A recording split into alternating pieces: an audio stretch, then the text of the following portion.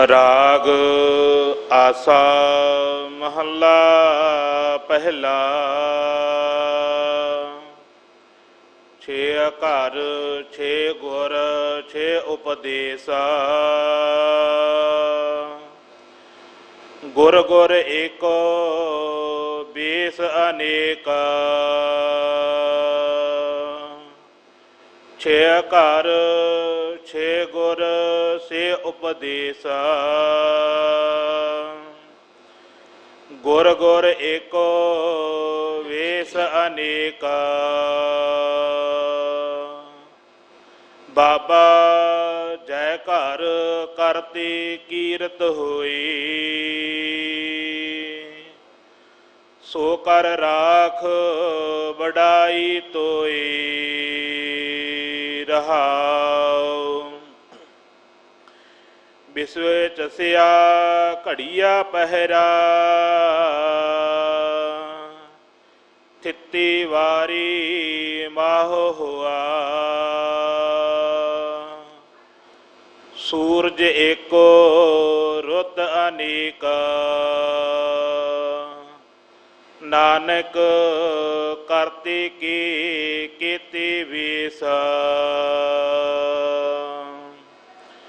विश्व ससिया घड़िया पहरा। थित्ती वारी माह हुआ। सूरज एको रुत अनेका। नानक करते की कीते वेसा। वाहिगुरु जी का खालसा वाहिगुरु जी की फतेह। पतित पावन भगत वत्सल अंतरजामी करुणा निधान गुरु गरीब नवाज। कल युग के तारण हारे शब्द गुरु साहिब सतगुरु धन धन श्री गुरु ग्रंथ साहिब महाराज सच्चे पातशाह जी दे पावन पवित्र हजूरी अंदर जुड़ बैठे गुरु खालसा साध संगत जीओ। सतगुरु जी की महान बख्शिश का सदका ਅੰਮ੍ਰਿਤ ਵੇਲੇ ਤੋਂ ਮਹਾਰਾਜ ਸੱਚੇ ਪਾਤਸ਼ਾਹ ਜੀ ਦੀ ਪਾਵਨ ਹਜ਼ੂਰੀ ਅੰਦਰ ਦੀਵਾਨ ਸਜੇ ਸਨ। ਸਜੇ ਹੋ ਦੀਵਾਨਾਂ ਅੰਦਰ ਪਾਵਨ ਗੁਰਬਾਣੀ ਦੇ ਜਾਪ ਅੰਮ੍ਰਿਤਮਈ ਗੁਰਬਾਣੀ ਦਾ ਰਸ ਭਿੰਨਾ ਕੀਰਤਨ ਆਪ ਸੰਗਤਾਂ ਨੇ ਸਰਵਣ ਕੀਤਾ ਹੈ। ਇਸ ਪਾਵਨ ਅਸਥਾਨ ਤੇ ਚੱਲ ਰਹੀ ਲੜੀਵਾਰ ਗੁਰਬਾਣੀ ਦੀ ਕਥਾ ਵਿਚਾਰ ਦਾ ਸਮਾਂ ਹੋਇਆ ਹੈ। ਆਓ ਸਾਧ ਸੰਗਤ ਜੀ ਪਿਆਰ ਸਤਿਕਾਰ ਸਹਿਤ ਸਤਿਗੁਰੂ ਜੀ ਦੇ ਚਰਨਾਂ ਵਿੱਚ ਬੈਠ ਕੇ ਪਾਵਨ ਗੁਰਬਾਣੀ ਦੀ ਕਥਾ ਨਾਲ ਜੁੜ ਕੇ ਲਾਹੇ ਪ੍ਰਾਪਤ ਕਰੀਏ। ਜਗਤ ਗੁਰੂ ਧੰਨ ਸ੍ਰੀ ਗੁਰੂ ਨਾਨਕ ਦੇਵ ਸਾਹਿਬ ਮਹਾਰਾਜ ਸੱਚੇ ਪਾਤਸ਼ਾਹ ਹਜੂਰ ਦੀ ਰਸਨਾ ਤੋਂ ਉਚਾਰਨ ਕੀਤਾ ਹੋਇਆ ਜੋ ਪਾਵਨ ਸ਼ਬਦ ਹੈ, ਜੋ ਪਿਛਲਾ ਸ਼ਬਦ ਕੱਲ ਅਸਾਂ ਨੇ ਵਿਚਾਰ ਕੀਤੀ ਸੀ। ਜੈ ਘਰ ਕੀਰਤ ਆਖੀਐ ਕਰਤੇ ਕਾ ਹੋਈ ਵਿਚਾਰੋ। ਤਿਤ ਕਰ ਗਾਵਹੁ ਸੋਹਿਲਾ ਸਿਵਰਿਹੁ ਸਿਰਜਣਹਾਰੋ। ਇਸ ਸ਼ਬਦ ਦੇ ਨਾਲ ਅਗਲਾ ਸ਼ਬਦ ਸੰਬੰਧ ਰੱਖਦਾ। ਛੇ ਅਕਾਰ ਛੇ ਅਗੁਰ ਛੇ ਉਪਦੇਸ ਗੁਰ ਗੁਰ ਏਕੋ ਵੇਸ ਅਨੇਕ। ਜਿਵੇਂ ਸਿੱਖਾਂ ਨੇ ਮਹਾਰਾਜ ਸੱਚੇ ਪਾਤਸ਼ਾਹ ਜੀ ਨੂੰ ਬੇਨਤੀ ਕੀਤੀ, ਗਰੀਬ ਨਵਾਜ ਕਿਸ ਘਰ ਵਿੱਚ ਬੈਠ ਕੇ ਪਰਮਾਤਮਾ ਦੇ ਸੋਹਲੇ ਗਾਉਣੇ ਚਾਹੀਦੇ ਹੈ, ਪਰਮਾਤਮਾ ਦਾ ਜਸ ਗਾਵਣਾ ਚਾਹੀਦਾ ਹੈ। ਗਰੀਬ ਨਵਾਜ ਮਹਾਰਾਜ ਸੱਚੇ ਪਾਤਸ਼ਾਹ ਜੀ ਨੇ ਪਹਿਲੇ ਸ਼ਬਦ ਦੇ ਅੰਦਰ ਉਪਦੇਸ਼ ਬਖਸ਼ਿਸ਼ ਕੀਤਾ ਸੀ। ਜਦੋਂ ਇਹ ਸ਼ਬਦ ਉਚਾਰਨ ਕੀਤਾ ਦੁਬਾਰਾ ਫਿਰ ਬੇਨਤੀ ਕੀਤੀ ਹੈ। ਬਾਬਾ ਲਹਿਣਾ ਜੀ ਆਦਿਕ ਜੇ ਹੋਰ ਵੀ ਗੁਰਸਿੱਖ ਸਨ ਸਤਿਗੁਰੂ ਜੀ ਦੇ ਚਰਨਾਂ ਵਿੱਚ ਬੇਨਤੀ ਕਰਨ ਲੱਗੇ, ਹੈ ਮਹਾਰਾਜ ਸੱਚੇ ਪਾਤਸ਼ਾਹ ਕਿੰਨੇ ਘਰ ਹਨ ਜਿਨ੍ਹਾਂ ਘਰਾਂ ਦੇ ਵਿੱਚ ਪਰਮੇਸ਼ਰ ਨੂੰ ਗਾਇਆ ਜਾਂਦਾ, ਕਿਸ ਢੰਗ ਦੁਆਰਾ ਉਹ ਪਰਮਾਤਮਾ ਦਾ ਜਸ ਉਚਾਰਨ ਕੀਤਾ ਜਾਂਦਾ ਹੈ। ਔਰ ਮਹਾਰਾਜ ਸੱਚੇ ਪਾਤਸ਼ਾਹ ਇਸ ਪ੍ਰਥਾਏ ਆਪ ਕਿਰਪਾ ਕਰਕੇ ਸਾਨੂੰ ਉਪਦੇਸ਼ ਬਖਸ਼ਿਸ਼ ਕਰੋ, ਕਿਵੇਂ ਪਰਮੇਸ਼ਰ ਦਾ ਜਸ ਗਾਉਣਾ ਚਾਹੀਦਾ ਹੈ। ਗਰੀਬ ਨਵਾਜ ਜਗਤ ਗੁਰੂ ਧੰਨ ਸ੍ਰੀ ਗੁਰੂ ਨਾਨਕ ਦੇਵ ਸਾਹਿਬ ਮਹਾਰਾਜ ਸੱਚੇ ਪਾਤਸ਼ਾਹ ਸਿੱਖਾਂ ਦੇ ਬੇਨਤੀ ਕਰਨ ਤੇ ਇਹ ਸ਼ਬਦ ਦੁਆਰਾ ਮਹਾਰਾਜ ਸੱਚੇ ਪਾਤਸ਼ਾਹ ਜੀ ਨੇ ਉਪਦੇਸ਼ ਬਖਸ਼ਿਸ਼ ਕੀਤਾ ਹੈ। ਸਾਧ ਸੰਗਤ ਜੀ, ਇੱਕ ਮਨਜਿਤ ਹੋ ਕੇ ਮਹਾਰਾਜ ਸੱਚੇ ਪਾਤਸ਼ਾਹ ਦੇ ਚਰਨਾਂ ਵਿੱਚ ਬੈਠ ਕੇ ਸਰਵਣ ਕਰੀਏ। ਗਰੀਬ ਨਵਾਜ ਧੰਨ ਸ੍ਰੀ ਗੁਰੂ ਗ੍ਰੰਥ ਸਾਹਿਬ ਮਹਾਰਾਜ ਸੱਚੇ ਪਾਤਸ਼ਾਹ ਜੀ ਨੂੰ ਸੀਖ ਝੁਕਾਵੋ, ਪਿਆਰ ਅਦਬ ਨਾਲ ਉਚਾਰਨ ਕਰੋ ਜੀ। ਕਰੋ ਰਸਨਾ ਪਵਿੱਤਰ। ਸਤਿਨਾਮ ਸ੍ਰੀ ਵਾਹਿਗੁਰੂ ਸਾਹਿਬ ਜੀ। ਸਤਿਨਾਮ ਸ੍ਰੀ ਵਾਹਿਗੁਰੂ ਸਾਹਿਬ ਜੀ। ਸਤਿਨਾਮ ਸ੍ਰੀ ਵਾਹਿਗੁਰੂ ਸਾਹਿਬ ਜੀ। ਰਾਗ ਆਸਾ ਮਹੱਲਾ ਪਹਿਲਾ। ਆਸਾ ਰਾਗ ਅੰਦਰ ਜਗਤ ਗੁਰੂ ਧੰਨ ਸ੍ਰੀ ਗੁਰੂ ਨਾਨਕ ਦੇਵ ਸਾਹਿਬ ਮਹਾਰਾਜ ਸੱਚੇ ਪਾਤਸ਼ਾਹ ਉਪਦੇਸ਼ ਬਖਸ਼ਿਸ਼ ਕਰ ਰਹੇ ਹਨ। ਛੇ ਘਰ ਛੇ ਗੁਰ ਛੇ ਉਪਦੇਸ। ਮਹਾਰਾਜ ਸੱਚੇ ਪਾਤਸ਼ਾਹ ਧੰਨ ਸਤਿਗੁਰੂ ਸ੍ਰੀ ਗੁਰੂ ਨਾਨਕ ਦੇਵ ਸਾਹਿਬ ਮਹਾਰਾਜ ਜੀ ਨੂੰ ਜਿਵੇਂ ਸਿੱਖਾਂ ਨੇ ਬੇਨਤੀ ਕੀਤੀ ਸੀ, ਮਹਾਰਾਜ ਕਿਸ ਘਰ ਵਿੱਚ ਕਿਵੇਂ ਮਹਾਰਾਜ ਪਰਮੇਸ਼ਰ ਦਾ ਜਸ ਗਾਉਣਾ ਚਾਹੀਦਾ ਹੈ। ਹਜੂਰ ਨੇ ਜੋ ਰਹਾਉ ਵਾਲੀਆਂ ਤੁਕਾਂ ਵਿੱਚ ਬਚਨ ਕੀਤੇ ਆ, ਬਾਬਾ ਜੈ ਘਰ ਕਰਤੇ ਕੀਰਤ ਹੋਏ, ਸੋ ਘਰ ਰਾਖ ਵਡਾਈ ਤੋਹੇ। ਜਿਸ ਸਤ ਸੰਗਤ ਰੂਪੀ ਘਰ ਵਿੱਚ ਅਕਾਲ ਪੁਰਖ ਪਰਮੇਸ਼ਰ ਦਾ ਜਸ ਹੁੰਦਾ ਹੈ, ਪਰਮਾਤਮਾ ਦਾ ਸਰੂਪ ਸਤ ਸੰਗਤ ਦੇ ਵਿੱਚ ਸਦਾ ਹੀ ਨਿਵਾਸ ਰੱਖਦਾ ਹੈ, ਸਦਾ ਹੀ ਅਕਾਲ ਪੁਰਖ ਵਾਹਿਗੁਰੂ ਪਰਮਾਤਮਾ ਸਤ ਸੰਗਤ ਦੇ ਵਿੱਚ ਵਸਦਾ ਹੈ। ਹਜੂਰ ਹੁਣ ਜਗਤ ਦੇ ਵੇਦਾਂਤ ਦੁਆਰਾ ਮਹਾਰਾਜ ਸੱਚੇ ਪਾਤਸ਼ਾਹ ਜੋ ਸ਼ਾਸਤਰਾਂ ਦੁਆਰਾ ਉਪਦੇਸ਼ ਬਖਸ਼ਿਸ਼ ਕਰਨ ਲੱਗੇ ਹੈ। ਛੇ ਘਰ ਛੇ ਗੁਰ ਛੇ ਉਪਦੇਸ਼। ਕਹਿੰਦੇ ਹਨ ਕਿ ਜਿਹੜੇ ਛੇ ਸ਼ਾਸਤਰ ਹੈ ਨਾ, ਇਹੋ ਜਾਣਨਾ ਕਰੋ ਕਿ ਘਰ ਹਨ। ਇਹਨਾਂ ਛੇ ਸ਼ਾਸਤਰਾਂ ਰੂਪੀ ਘਰਾਂ ਵਿੱਚ ਵੀ ਪਰਮਾਤਮਾ ਦਾ ਜਸ ਗਾਇਆ ਜਾ ਰਿਹਾ ਹੈ, ਪਰ ਸਮਗਰ ਤੌਰ ਤੇ ਪਰਮਾਤਮਾ ਦੇ ਗੁਣ ਨਹੀਂ ਇਹ ਕਥਨ ਕਰ ਸਕਦੇ। ਪੂਰੀ ਤਰ੍ਹਾਂ ਅਕਾਲ ਪੁਰਖ ਵਾਹਿਗੁਰੂ ਪਰਮੇਸ਼ਰ ਨੂੰ ਨਿਸ਼ਚੈ ਕਰਕੇ ਨਹੀਂ ਜਾਣਦੇ। ਭਾਵੇਂ ਛੇ ਸ਼ਾਸਤਰਾਂ ਰੂਪੀ ਘਰਾਂ ਦੁਆਰਾ ਵੀ ਪਰਮੇਸ਼ਰ ਦਾ ਜਸ ਗਾਇਆ ਜਾਂਦਾ। ਸਾਧ ਸੰਗਤ ਜੀ, ਜੋ ਛੇ ਸ਼ਾਸਤਰ ਹੈ ਨਾ, ਇਹਨਾਂ ਦਾ ਵੀ ਗਿਆਨ ਆਪੋ ਆਪਣਾ ਵੱਖੋ ਵੱਖਰਾ ਹੈ, ਇੱਕ ਤਰ੍ਹਾਂ ਦਾ ਨਹੀਂ ਹੈ। ਛੇ ਸ਼ਾਸਤਰਾਂ ਦਾ ਜੋ ਗਿਆਨ ਹੈ, ਜਿਵੇਂ ਸਿਆਖ ਦਾ ਵੱਖਰਾ ਹੈ, ਵਿਸ਼ੇਸ਼ਕ ਦਾ ਵੱਖਰਾ ਹੈ, ਨਿਆਇਕ ਦਾ ਵੱਖਰਾ ਹੈ, ਪਤੰਜਲ ਦਾ ਵੱਖਰਾ ਹੈ, ਪੂਰਵ ਮੀਮਾਂਸਾ ਦਾ ਵੱਖਰਾ ਹੈ, ਔਰ ਵੇਦਾਂਤ। ਇਹ ਛੇ ਜਿਹੜੇ ਸ਼ਾਸਤਰ ਆ, ਇਹਨਾਂ ਦੇ ਵੱਖੋ ਵੱਖਰੇ ਗਿਆਨ ਹਨ। ਕੋਈ ਜਿਵੇਂ ਸਾਧ ਸੰਗਤ ਜੀ ਸਿਆਖ ਹੈ, ਇਹ ਪਰਮਾਤਮਾ ਨੂੰ ਅਨੀਸ਼ਰਵਾਦੀ ਮੰਨਦਾ ਹੈ ਕਿ ਸ੍ਰਿਸ਼ਟੀ ਜੋ ਪਰਮੇਸ਼ਰ ਨੇ ਰਚੀ ਹੈ ਅਨੀਸ਼ਰਵਾਦੀ ਹੈ, ਕਿ ਭਾਵ ਕਿ ਨਿਸ਼ਚੈ ਕਰਕੇ ਪਰਮੇਸ਼ਰ ਨੂੰ ਨਹੀਂ ਮੰਨਣਾ ਕਰਦੇ। ਇਸੇ ਪ੍ਰਕਾਰ ਜਿਹੜਾ ਸਿਆਖ ਹੈ ਸਾਧ ਸੰਗਤ ਜੀ, ਉਹ ਸੰਸਾਰ ਦੇ ਅੰਦਰ ਇਹ ਸ੍ਰਿਸ਼ਟੀ ਨੂੰ ਅਨੀਸ਼ਰਵਾਦੀ ਮੰਨਣਾ ਕਰਦਾ ਕਿ ਪਰਮਾਤਮਾ ਅਕਾਲ ਪੁਰਖ ਪਰਮੇਸ਼ਰ ਨੇ ਨਹੀਂ ਰਚਨਾ ਕੀਤਾ, ਨਿਸ਼ਚੈ ਕਰਕੇ ਨਹੀਂ ਜਾਣਦਾ। ਤੇ ਜਿਹੜਾ ਨਿਆਇਕ ਹੈ ਉਹ ਪਰਮਾਣੂ ਤੋਂ ਸ੍ਰਿਸ਼ਟੀ ਦੀ ਪੈਦਾਇਸ਼ ਮੰਨਦਾ ਕਿ ਪਰਮਾਣੂ ਦੁਆਰਾ ਹੀ ਸੰਸਾਰ ਦੀ ਇਹ ਪੈਦਾਇਸ਼ ਹੋ ਰਹੀ ਹੈ। ਸੂਖਸ਼ਮ ਛੋਟੇ ਛੋਟੇ ਆਕਾਰ ਦੇ ਜੋ ਪਰਮਾਣੂ ਹੁੰਦੇ ਆ, ਇਹਨਾਂ ਪਰਮਾਣੂਆਂ ਦੁਆਰਾ, ਇਹਨਾਂ ਵਿੱਚ ਗਿਆਨ ਦੁਆਰਾ ਦੱਸਿਆ ਜਾਂਦਾ ਕਿ ਇਹਨਾਂ ਪਰਮਾਣੂਆਂ ਦੇ ਦੁਆਰਾ ਹੀ ਸ੍ਰਿਸ਼ਟੀ ਦੀ ਉਤਪਤੀ ਹੋ ਰਹੀ ਹੈ। ਇਸ ਪ੍ਰਕਾਰ ਇਹ ਵੀ ਨਿਸ਼ਚੈ ਕਰਕੇ ਪਰਮਾਤਮਾ ਨੂੰ ਨਹੀਂ ਮੰਨਦੇ।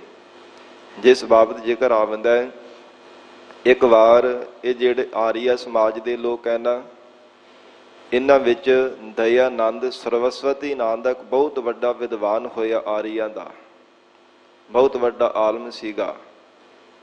ਉਸ ਵਰਗਾ ਕੋਈ ਉਸ ਸਮੇਂ ਦੌਰਾਨ, ਉਸ ਸਮੇਂ ਸਮਝਦਾ ਕੋਈ ਵਿਦਵਾਨ ਨਹੀਂ ਸੀ ਮੰਨਿਆ ਜਾਂਦਾ।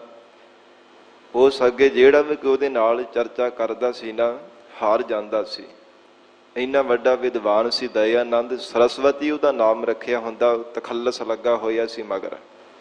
ਸਰਸਵਤੀ ਜਿਵੇਂ ਦੇਵੀ ਦੇਵਤੀ ਹੈ ਨਾ, ਦੇਵੀ ਹੈ, ਉਹ ਸਾਧ ਸੰਗਤ ਜੀ ਸ਼ਕਤੀ ਹੈ, ਉਹ ਵਿਦਿਆ ਦੀ ਸ਼ਕਤੀ ਮੰਨੀ ਜਾਂਦੀ ਹੈ।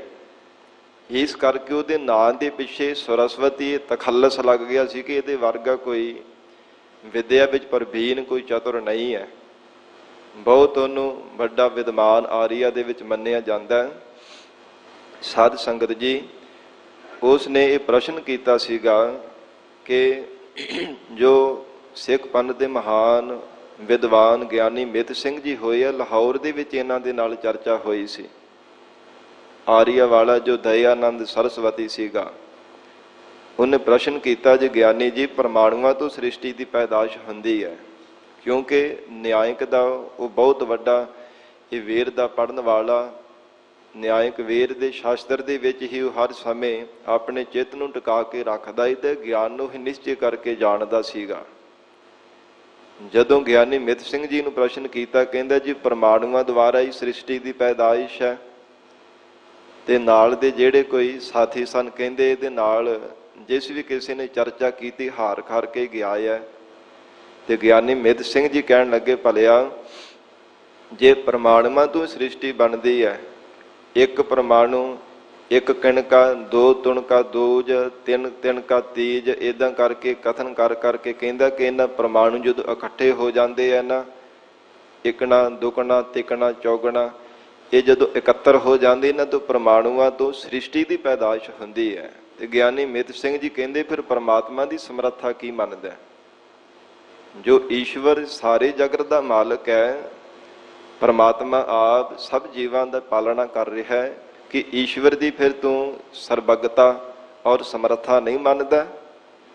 ਕਹਿੰਦਾ ਜੀ ਇਹ ਕੋਈ ਸਿੱਧ ਕਰਕੇ ਦੱਸੋ, ਮੈਂ ਕਿਵੇਂ ਮੰਨ ਲਵਾਂ? ਸ਼ਾਸਤਰਾਂ ਦੇ ਵਿੱਚ ਤਾਂ ਐਵੇਂ ਲਿਖਿਆ ਹੋਇਆ, ਪਰਮਾਣੂਆਂ ਤੋਂ ਹੀ ਸ੍ਰਿਸ਼ਟੀ ਪੈਦਾਸ਼ ਹੋ ਰਹੀ ਹੈ।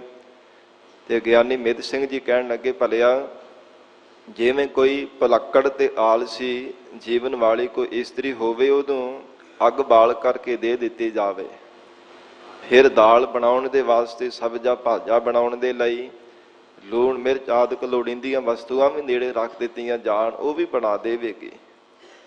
ਪਰ ਜਿਵੇਂ ਇਹ ਆਲਸੀ ਇਸਤਰੀ ਕਹਿੰਦੇ ਕਿ ਉਹ ਬਣਾ ਦੇਵੇਗੀ ਨਾ, ਪਰ ਚੰਗੇ ਢੰਗ ਦੇ ਨਾਲ ਨਹੀਂ ਬਣਾ ਸਕਦੀ। ਇਹ ਜਾਣਨਾ ਕਰ ਕਿ ਪਰਮਾਤਮਾ ਅਕਾਲ ਪੁਰਖ ਪਰਮੇਸ਼ਰ ਦੀ ਸਮਰੱਥਾ ਹੈ। ਪਰਮਾਤਮਾ ਤੋਂ ਬਿਨਾਂ ਕੋਈ ਸ੍ਰਿਸ਼ਟੀ ਨੂੰ ਪੈਦਾ ਕਰਨ ਵਾਲਾ ਨਹੀਂ ਹੈ। ਤੂੰ ਫਿਰ ਪਰਮਾਣੂਆਂ ਨੂੰ ਕਰਤਾ ਮੰਨ ਲਿਆ, ਪਰਮਾਤਮਾ ਨੂੰ ਕੁਝ ਮੰਨਦਾ ਹੀ ਨਹੀਂ। ਤੇ ਸਾਧ ਸੰਗਤ ਜੀ ਉਹਨੂੰ ਕੋਈ ਜਵਾਬ ਨਹੀਂ ਸੀ ਆਇਆ। ਦਇਆਨੰਦ ਸਰਸਵਤੀ ਨੂੰ ਉਹਨੇ ਗੋਡੇ ਟੇਕ ਦਿੱਤੇ ਸਨ, ਨਮਸਕਾਰ ਕੀਤੀ ਸੀ ਗਿਆਨੀ ਮਿੱਤ ਸਿੰਘ ਜੀ ਦੇ ਚਰਨਾਂ ਤੇ। ਕਹਿੰਦਾ ਮਹਾਰਾਜ ਮੈਂ ਤਾਂ ਜੀਵਨ ਪਰਯੰਤ ਇਸੇ ਤਰ੍ਹਾਂ ਹੀ ਮੰਨਦਾ ਆ ਰਿਹਾ। ਕਹਿੰਦੇ ਨਹੀਂ ਭਲਿਆ, ਜੇ ਪਰਮਾਣੂ ਹੀ ਕਰਤਾ ਹੋਗੇ ਤੇ ਫਿਰ ਪਰਮਾਤਮਾ ਦੀ ਕੋਈ ਵੀ ਹੈਸੀਅਤ ਨਹੀਂ ਹੈ, ਪਰਮਾਤਮਾ ਦੀ ਕੋਈ ਸ਼ਕਤੀ ਨਹੀਂ ਹੈ। ਜੇ ਪਰਮਾਤਮਾ ਦੀ ਸ਼ਕਤੀ ਹੈ ਤੇ ਫਿਰ ਪਰਮਾਣੂ ਕਰਤਾ ਨਹੀਂ ਹੋ ਸਕਦੇ। ਇਸ ਪ੍ਰਕਾਰ ਚਰਚਾ ਹੋਈ, ਬਹੁਤ ਲੰਮੇਰਾ ਸਮਾਂ ਹੁੰਦੀ ਰਹੀ ਸੀ ਤੇ ਉਹ ਹਾਰ ਖਾ ਲਈ ਸੀ ਉਹਨੇ, ਜਿਹਦੇ ਗਾੜੀ ਕੋਈ ਵੀ ਸਾਧ ਸੰਗਤ ਜੀ ਹਾਰਦਾ ਨਹੀਂ ਸੀਗਾ। ਗਿਆਨੀ ਮਿੱਤ ਸਿੰਘ ਜੀ ਦੀ ਜਿੱਤ ਹੋਈ ਸੀ। ਰਹੋ ਵਿਚਾਰ, ਮਹਾਰਾਜ ਸੱਚੇ ਪਾਤਸ਼ਾਹ ਕਹਿੰਦੇ 6 ਘਰ, ਇਹ ਜਿਹੜੇ 6 ਸ਼ਾਸਤਰਾਂ ਰੂਪੀ ਘਰ ਹੈ। ਸਾਧ ਸੰਗਤ ਜੀ ਪਤੰਜਲ ਦੇ ਵਿੱਚ ਕੇਵਲ ਯੋਗ ਦਾ ਹੀ ਕਥਨ ਕੀਤਾ ਜਾਂਦਾ ਹੈ, ਕੇਵਲ ਯੋਗ ਮਤ ਦਾ। ਜੋ ਪਤੰਜਲ ਦੇ ਯੋਗ ਦਾ ਕਥਨ ਕੀਤਾ ਜਾਂਦਾ ਹੈ, ਕਹਿੰਦੇ ਹਨ ਕਿ ਜੋ ਚਿੱਤ ਦੀਆਂ 5 ਬਿਰਤੀਆਂ ਹੈ ਨਾ, ਪ੍ਰਮਾਣ, ਵਿਪਰਜੇ, ਨਿੰਦਰਾ, ਵਿਕਲਪ ਅਤੇ ਸਿਮਰਤੀ, ਇਹਨਾਂ ਨੂੰ ਆਪਣੇ ਵਸ ਵਿੱਚ ਕਰਨਾ।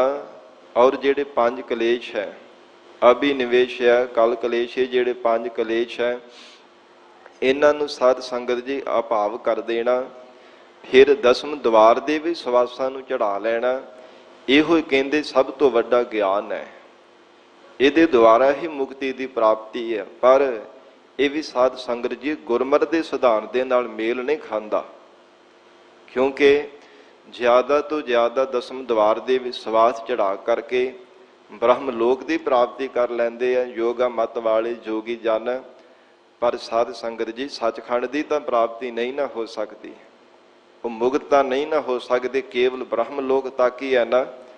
ਤੇ ਮਹਾਰਾਜ ਸੱਚੇ ਪਾਤਸ਼ਾਹੀ ਨੇ ਗੁਰਬਾਣੀ ਵਿੱਚ ਬਚਨ ਕੀਤਾ, ਕਹਿੰਦੇ ਹਨ ਚਾਹੇ ਸ਼ਿਵਪੁਰੀ ਹੈ, ਚਾਹੇ ਬ੍ਰਹਮਪੁਰੀ ਹੈ, ਚਾਹੇ ਵਿਸ਼ਨਪੁਰੀ ਹੈ, ਇਹ ਸਭ ਕਾਲ ਦੀ ਲਪੇਟ ਵਿੱਚ ਹੀ ਆ ਜਾਣ ਵਾਲੀਆਂ ਹਨ। ਜਿਤਨੀਆਂ ਵੀ ਪੁਰੀਆਂ ਪਰਮਾਤਮਾ ਦੀਆਂ ਪੈਦਾ ਕੀਤੀਆਂ ਨੇ, ਕੇਵਲ ਇੱਕੋ ਪਰਮਾਤਮਾ ਦਾ ਸੱਚਖੰਡ ਧਾਮ ਹੈ ਜੋ ਮੁਕਤੀ ਦਾ ਦਰ ਹੈ, ਜੋ ਸਦੀਵੀ ਕਾਲ ਵਾਸਤੇ ਜੁਗੋ ਜੁਗ ਅਟਲ ਰਹਿਣ ਵਾਲਾ ਹੈ।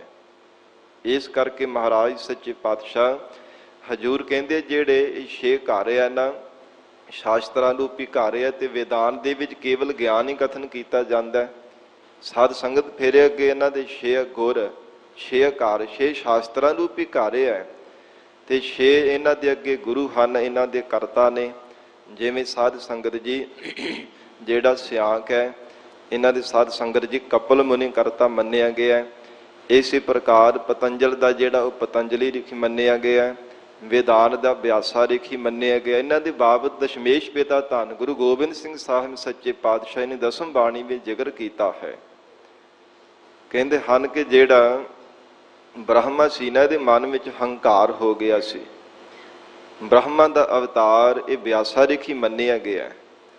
ਬ੍ਰਹਮਾ ਜੀ ਨੇ ਵੀ ਸਾਧ ਸੰਗਤ ਜੀ ਜੋ 17 ਭੱਟਾਂ ਰੂਪ ਦੇ ਵਿੱਚ ਧੰਨ ਸਤਿਗੁਰੂ ਅਰਜਨ ਦੇਵ ਸਾਹਿਬ ਸੱਚੇ ਪਾਤਸ਼ਾਹ ਦੀ ਸ਼ਰਨ ਵਿੱਚ ਆਉਣਾ ਕੀਤਾ ਸੀਗਾ। 16 ਭੱਟ ਤੇ ਭਿੱਖਾ ਭੱਟ ਜਿਹੜੇ 17ਵੇਂ ਉਹ ਬ੍ਰਹਮਾ ਜੀ ਸਨ, ਜਿਨ੍ਹਾਂ ਨੇ ਸ਼ਰਾਬ ਮੁਕਤ ਹੋਣਾ ਕੀਤਾ ਸੀ ਸਤਿਗੁਰੂ ਅਰਜਨ ਦੇਵ ਸਾਹਿਬ ਜੀ ਦੀ ਸ਼ਰਨ ਵਿੱਚ ਆ ਕੇ। ਵੱਡੇ ਸਤਿਗੁਰੂ ਜੀ ਦਾ, ਮਹਾਰਾਜ ਸੱਚੇ ਪਾਤਸ਼ਾਹ ਵੱਡੇ ਸਤਿਗੁਰਾਂ ਦਾ ਜਸ ਗਾ ਕੇ ਜੋ ਭੱਟ ਰਸਨਾ ਦੁਆਰਾ ਉਚਾਰਨ ਕੀਤੀ ਉਹ ਪਾਵਨ ਬਾਣੀ ਹੈ। ਇਸੇ ਪ੍ਰਕਾਰ ਬਿਆਸਾ ਰਿਖੀ ਜਿਹੜਾ ਹੈ ਨਾ ਵੀ ਬ੍ਰਹਮ ਗਿਆਨੀ ਮੰਨਿਆ ਜਾਂਦਾ ਹੈ, ਔਰ ਬ੍ਰਹਮਾ ਦਾ ਹੀ ਅਵਤਾਰ ਇਸ ਨੂੰ ਕਥਨ ਕੀਤਾ ਜਾਂਦਾ ਹੈ। ਕਹਿੰਦੇ ਕਿ ਮਨ ਵਿੱਚ ਬਹੁਤ ਇਹਦੇ ਹੰਕਾਰ ਹੋ ਗਿਆ ਤੇ ਐਸੀ ਤਲਵਾਰ ਚੱਲੀ ਤੇ 6 ਟੁਕੜੇ ਕਰ ਦਿੱਤੇ ਸਨ ਬਿਆਸਾ ਰਿਖੀ ਦੇ। ਸਾਧ ਸੰਗਤ ਜੀ ਕੇਵਲ ਇਹਦੇ ਪ੍ਰਾਣ ਹੀ ਚੱਲਦੇ ਸਨ, ਮਰਿਆ ਨਹੀਂ ਸੀਗਾ, ਪਰ 6 ਟੁਕੜੇ ਇਹਦੇ ਹੋ ਗਏ ਤੇ 6 ਟੁਕੜਿਆਂ ਤੋਂ ਉਹ 6 ਰਿਖੀ ਪੈਦਾ ਹੋਏ, ਜਿਨ੍ਹਾਂ ਨੇ ਸਾਧ ਸੰਗਤ ਇਹਨਾਂ 6 ਸ਼ਾਸਤਰਾਂ ਦੇ ਕਰਤੇ ਬਣਨਾ ਕੀਤਾ। ਇਸ ਪ੍ਰਕਾਰ ਦਸਮ ਗ੍ਰੰਥ ਸਾਹਿਬ ਜੀ ਪਾਵਨ ਬਾਣੀ ਵਿੱਚ ਗੁਰੂ ਕਲਗੀਧਰ ਪਿਤਾ ਜੀ ਨੇ ਜ਼ਿਕਰ ਕੀਤਾ ਹੈ। ਇਹ 6 ਇਹਨਾਂ ਦੇ ਸਾਧ ਸੰਗਤ ਜੀ ਗੁਰੂ ਕਰਤਾ ਹੈ। 6 ਘਰ, 6 ਗੁਰ, 6 ਉਪਦੇਸ਼ ਔਰ 6 ਸ਼ਾਸਤਰਾਂ ਦਾ ਹੀ ਵੱਖੋ ਵੱਖਰਾ ਉਪਦੇਸ਼ ਹੈ। ਇਹੋ ਜਾਣਨਾ ਕਰੋ। ਗੁਰ ਗੁਰ ਏਕੋ ਬੇਸ ਅਨੇਕਾ। ਧੰਨ ਗੁਰੂ ਨਾਨਕ ਦੇਵ ਸਾਹਿਬ ਮਹਾਰਾਜ ਸੱਚੇ ਪਾਤਸ਼ਾਹ ਕਹਿੰਦੇ ਗੁਰ ਗੁਰ ਏਕੋ। ਇਹ ਜਿਤਨੇ ਵੀ ਇਹਨਾਂ ਸ਼ਾਸਤਰਾਂ ਦੇ ਗੁਰੂ ਕਰਤਾ ਹੈ ਨਾ, ਸਭ ਇਹਨਾਂ ਗੁਰੂਆਂ ਦੇ ਗੁਰੂ, ਗੁਰੂਆਂ ਦੇ ਗੁਰੂ ਅਕਾਲ ਪੁਰਖ ਪਰਮਾਤਮਾ ਉਹ ਇੱਕੋ ਹੀ ਹੈ ਜੋ ਸਾਰੀ ਸ੍ਰਿਸ਼ਟੀ ਦਾ ਕਰਤਾ ਹੈ। ਉਹ ਇਹਨਾਂ ਗੁਰੂਆਂ ਦੇ ਵੀ ਗੁਰੂ ਹਨ ਪਰਮਾਤਮਾ। ਗੁਰ ਗੁਰ ਏਕੋ ਵੇਸ ਅਨੇਕ। ਜਿਸ ਪਰਮਾਤਮਾ ਨੇ ਅਨੇਕਾਂ ਹੀ ਵੇਸ ਧਾਰਨ ਕੀਤੇ ਹੋਏ ਹੈ, ਅਥਵਾ ਜਿਤਨੇ ਇਸ ਸੰਸਾਰ ਦੇ ਅੰਦਰ 6 ਵੇਸ਼ਾਂ ਵਾਲੇ ਕਰਤਾ ਬਣੇ ਆ ਨਾ ਸ਼ਾਸਤਰਾਂ ਦੇ, ਇਹਨਾਂ ਦਾ ਜੋ ਕਰਤਾ ਕਰਨ ਹਾਰ ਆ ਉਹ ਪਰਮੇਸ਼ਰ ਆਪ ਹੈ। ਮਹਾਰਾਜ ਸੱਚੇ ਪਾਤਸ਼ਾਹ ਕਹਿੰਦੇ ਗੁਰ ਗੁਰ ਏਕੋ। ਇਹ ਗੁਰੂਆਂ ਦੇ ਗੁਰੂ, ਗੁਰੂਆਂ ਦੇ ਗੁਰੂ ਅਕਾਲ ਪੁਰਖ ਪਰਮਾਤਮਾ ਜੋ ਹਨ ਉਹ ਸੰਸਾਰ ਭਰ ਦੇ ਸਭ ਗੁਰੂਆਂ ਦੇ ਗੁਰੂ ਹੈ। ਸ਼ਾਸਤਰਾਂ ਦੇ ਕਰਤਿਆਂ ਦੇ ਗੁਰੂਆਂ ਦੇ ਵੀ ਉਹ ਗੁਰੂ ਹਨ ਜੋ ਨਿਰਗੁਣ ਸਰੂਪ ਦੇ ਵਿੱਚ ਅਨੇਕਾਂ ਹੀ ਪਰਮਾਤਮਾ ਅਕਾਲ ਪੁਰਖ ਪਰਮੇਸ਼ਰ ਦੇ ਸਰੂਪ ਹੈ। ਨਿਰਗੁਣ ਸਰੂਪ ਦੇ ਅੰਦਰ ਅਨੇਕਾਂ ਹੀ ਪਰਮਾਤਮਾ ਨੇ ਭੇਖ ਧਾਰਨ ਕੀਤੀ, ਕੋਈ ਕਥਨ ਕਰ ਹੀ ਨਹੀਂ ਸਕਦਾ। ਸਰਗੁਣ ਸਰੂਪ ਦੇ ਅੰਦਰ ਜਿਤਨੀ ਵੀ ਸ੍ਰਿਸ਼ਟੀ ਹੈ ਇਹ ਪਰਮਾਤਮਾ ਦਾ ਹੀ ਵਾਸਤਵ ਦੇ ਵਿੱਚ ਰੂਪ ਹੈ। ਇਸ ਪ੍ਰਕਾਰ ਜਗਤ ਗੁਰੂ ਨਾਨਕ ਦੇਵ ਸਾਹਿਬ ਸੱਚੇ ਪਾਤਸ਼ਾਹ ਕਹਿੰਦੇ ਗੁਰ ਗੁਰ ਏਕੋ ਵੇਸ ਅਨੇਕ। ਇਹੋ ਜਾਣਨਾ ਕਰੋ ਹੈ ਸਿੱਖੋ, ਅਕਾਲ ਪੁਰਖ ਪਰਮਾਤਮਾ ਜੋ ਗੁਰੂਆਂ ਦਾ ਗੁਰੂ ਹੈ, ਅਨੇਕਾਂ ਹੀ ਵੇਸ ਰੂਪ ਹੋ ਕਰਕੇ ਪਰਮੇਸ਼ਰ ਵਰਤ ਰਿਹਾ ਹੈ। ਬਾਬਾ ਜੈ ਘਰ ਕਰਤੇ ਕੀਰਤ ਹੋਈ। ਬਾਬਾ ਨਾਮ ਸਤਿਕਾਰਤ ਸ਼ਬਦ ਦਾ ਹੈ। ਬਾਬਾ ਬਜ਼ੁਰਗ ਨੂੰ ਵੀ ਕਿਹਾ ਜਾਂਦਾ ਹੈ, ਬਾਬਾ ਆਪ ਤੋਂ ਵੱਡੇ ਨੂੰ, ਸਾਧ ਸੰਗਤ ਜੀ ਵਡੇਰੀ ਉਮਰ ਵਾਲੇ ਨੂੰ ਵੀ ਕਿਹਾ ਜਾਂਦਾ ਹੈ। ਬਾਬਾ ਸਤਿਕਾਰ ਵਜੋਂ ਕਿਸੇ ਦਾ ਸਤਿਕਾਰ ਕੀਤਾ ਜਾਵੇ, ਗਿਆਨਵਾਨ ਹੋਵੇ, ਉਹਨੂੰ ਵੀ ਬਾਬਾ ਆਖ ਦਿੱਤਾ ਜਾਂਦਾ ਹੈ। ਇਸ ਪ੍ਰਕਾਰ ਇਹ ਸਤਿਕਾਰ ਦਾ ਸਾਧ ਸੰਗਤ ਜੀ ਵਾਚਕ ਹੈ। ਬਾਬਾ ਜੈ ਘਰ ਕਰਤੇ ਕੀਰਤ ਹੋਏ। ਮਹਾਰਾਜ ਸੱਚੇ ਪਾਤਸ਼ਾਹ ਕਹਿੰਦੇ ਜੋ ਅਕਾਲ ਪੁਰਖ ਪ੍ਰਮਾਤਮਾ ਹੈ, ਜਿਸ ਸਤ ਸੰਗਤ ਰੂਪੀ ਘਰ ਦੇ ਵਿੱਚ ਪ੍ਰਮਾਤਮਾ ਦੀ ਕੀਰਤੀ ਹੁੰਦੀ ਹੈ। ਔਰ ਇਸੇ ਪ੍ਰਕਾਰ ਅੱਗੇ ਪੜੋ ਜੀ। ਸੋ ਕਰ ਰਾਖ ਬੜਾਈ ਤੋਈ। ਮਹਾਰਾਜ ਸੱਚੇ ਪਾਤਸ਼ਾਹ ਕਹਿੰਦੇ ਹੈ ਜੀਵ, ਉਹ ਅਕਾਲ ਪੁਰਖ ਪ੍ਰਮਾਤਮਾ ਦਾ ਜੋ ਸਰੂਪ ਰੂਪੀ ਘਰ ਹੈ ਨਾ, ਵਡਾਈ ਜੋ ਵੱਡਿਆਂ ਤੋਂ ਵੀ ਵੱਡਾ ਹੈ।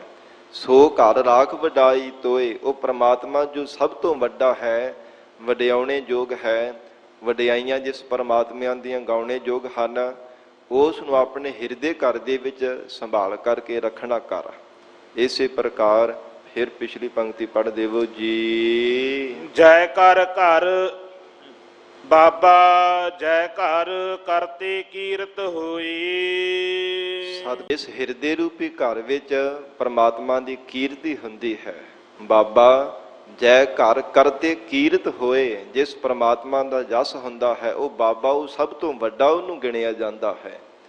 ਜਗਤ ਅੰਦਰ ਕਿਸੇ ਕੋਲ ਬਹੁਤਾ ਧਨ ਪਦਾਰਥ ਹੋਵੇ, ਉਹਨੂੰ ਵੀ ਵੱਡਾ ਕਹਿ ਦਿੱਤਾ ਜਾਂਦਾ।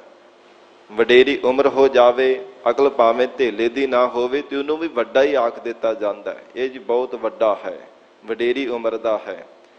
ਪਰ ਮਹਾਰਾਜ ਸੱਚੇ ਪਾਤਸ਼ਾਹ ਕਹਿੰਦੇ ਪ੍ਰਮਾਤਮਾ ਦੀਆਂ ਨਜ਼ਰਾਂ ਵਿੱਚ ਉਹ ਵੱਡਾ ਹੈ ਜਿਸ ਦੇ ਹਿਰਦੇ ਅੰਦਰ ਪ੍ਰਮਾਤਮਾ ਦਾ ਜਸ ਹੁੰਦਾ ਹੈ। ਹਿਰਦੇ ਰੂਪੀ ਘਰ ਵਿੱਚ ਪ੍ਰਮਾਤਮਾ ਦੀ ਕੀਰਤੀ ਹੋ ਰਹੀ ਹੈ, ਉਸ ਨੂੰ ਵੱਡਾ ਜਾਣਨਾ ਕਰੋ। ਸੋ ਘਰ ਰਾਖ ਵਡਾਈ ਤੋਈ।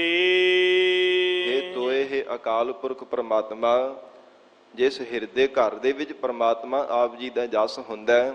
ਸੋ ਘਰ ਰਾਖ, ਇਹ ਪ੍ਰਮਾਤਮਾ ਨੂੰ ਆਪਣੇ ਸਰੂਪ ਰੂਪੀ ਘਰ ਦੇ ਵਿੱਚ ਆਪ ਜੀ ਰੱਖ ਲੈਂਦੇ ਹੋ। ਸੋ ਘਰ ਰਾਖ ਵਡਾਈ ਤੋਏ, ਇਹ ਪ੍ਰਮਾਤਮਾ ਆਪ ਸਾਰੀ ਸ੍ਰਿਸ਼ਟੀ ਨੂੰ ਪੈਦਾ ਕਰਨ ਵਾਲੇ ਹੋ, ਹਰ ਇੱਕ ਜੀਵ ਅੰਦਰ ਜੋਤ ਰੂਪ ਹੋ ਕਰਕੇ ਵਰਤਣ ਵਾਲੇ ਹੋ।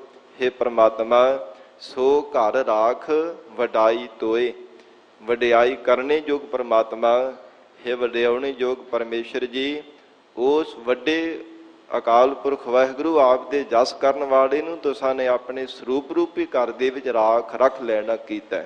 ਸੋ ਘਰ ਰਾਖ, ਉਹ ਜਸ ਕਰਨ ਵਾਲਾ ਜਿਹੜਾ ਹਿਰਦਾ ਰੂਪੀ ਘਰ ਹੈ, ਮਹਾਰਾਜ ਉਹਦੀ ਸਦਾ ਹੀ ਆਪ ਜੀ ਰੱਖਿਆ ਕਰਨ ਵਾਲੇ ਹੋ। ਰਹਾਉ। ਵਿਸਰਾਮ ਦੇ ਕੇ ਮਹਾਰਾਜ ਸੱਚੇ ਪਾਤਸ਼ਾਹ ਫਰਮਾਉਂਦੇ ਹਨ।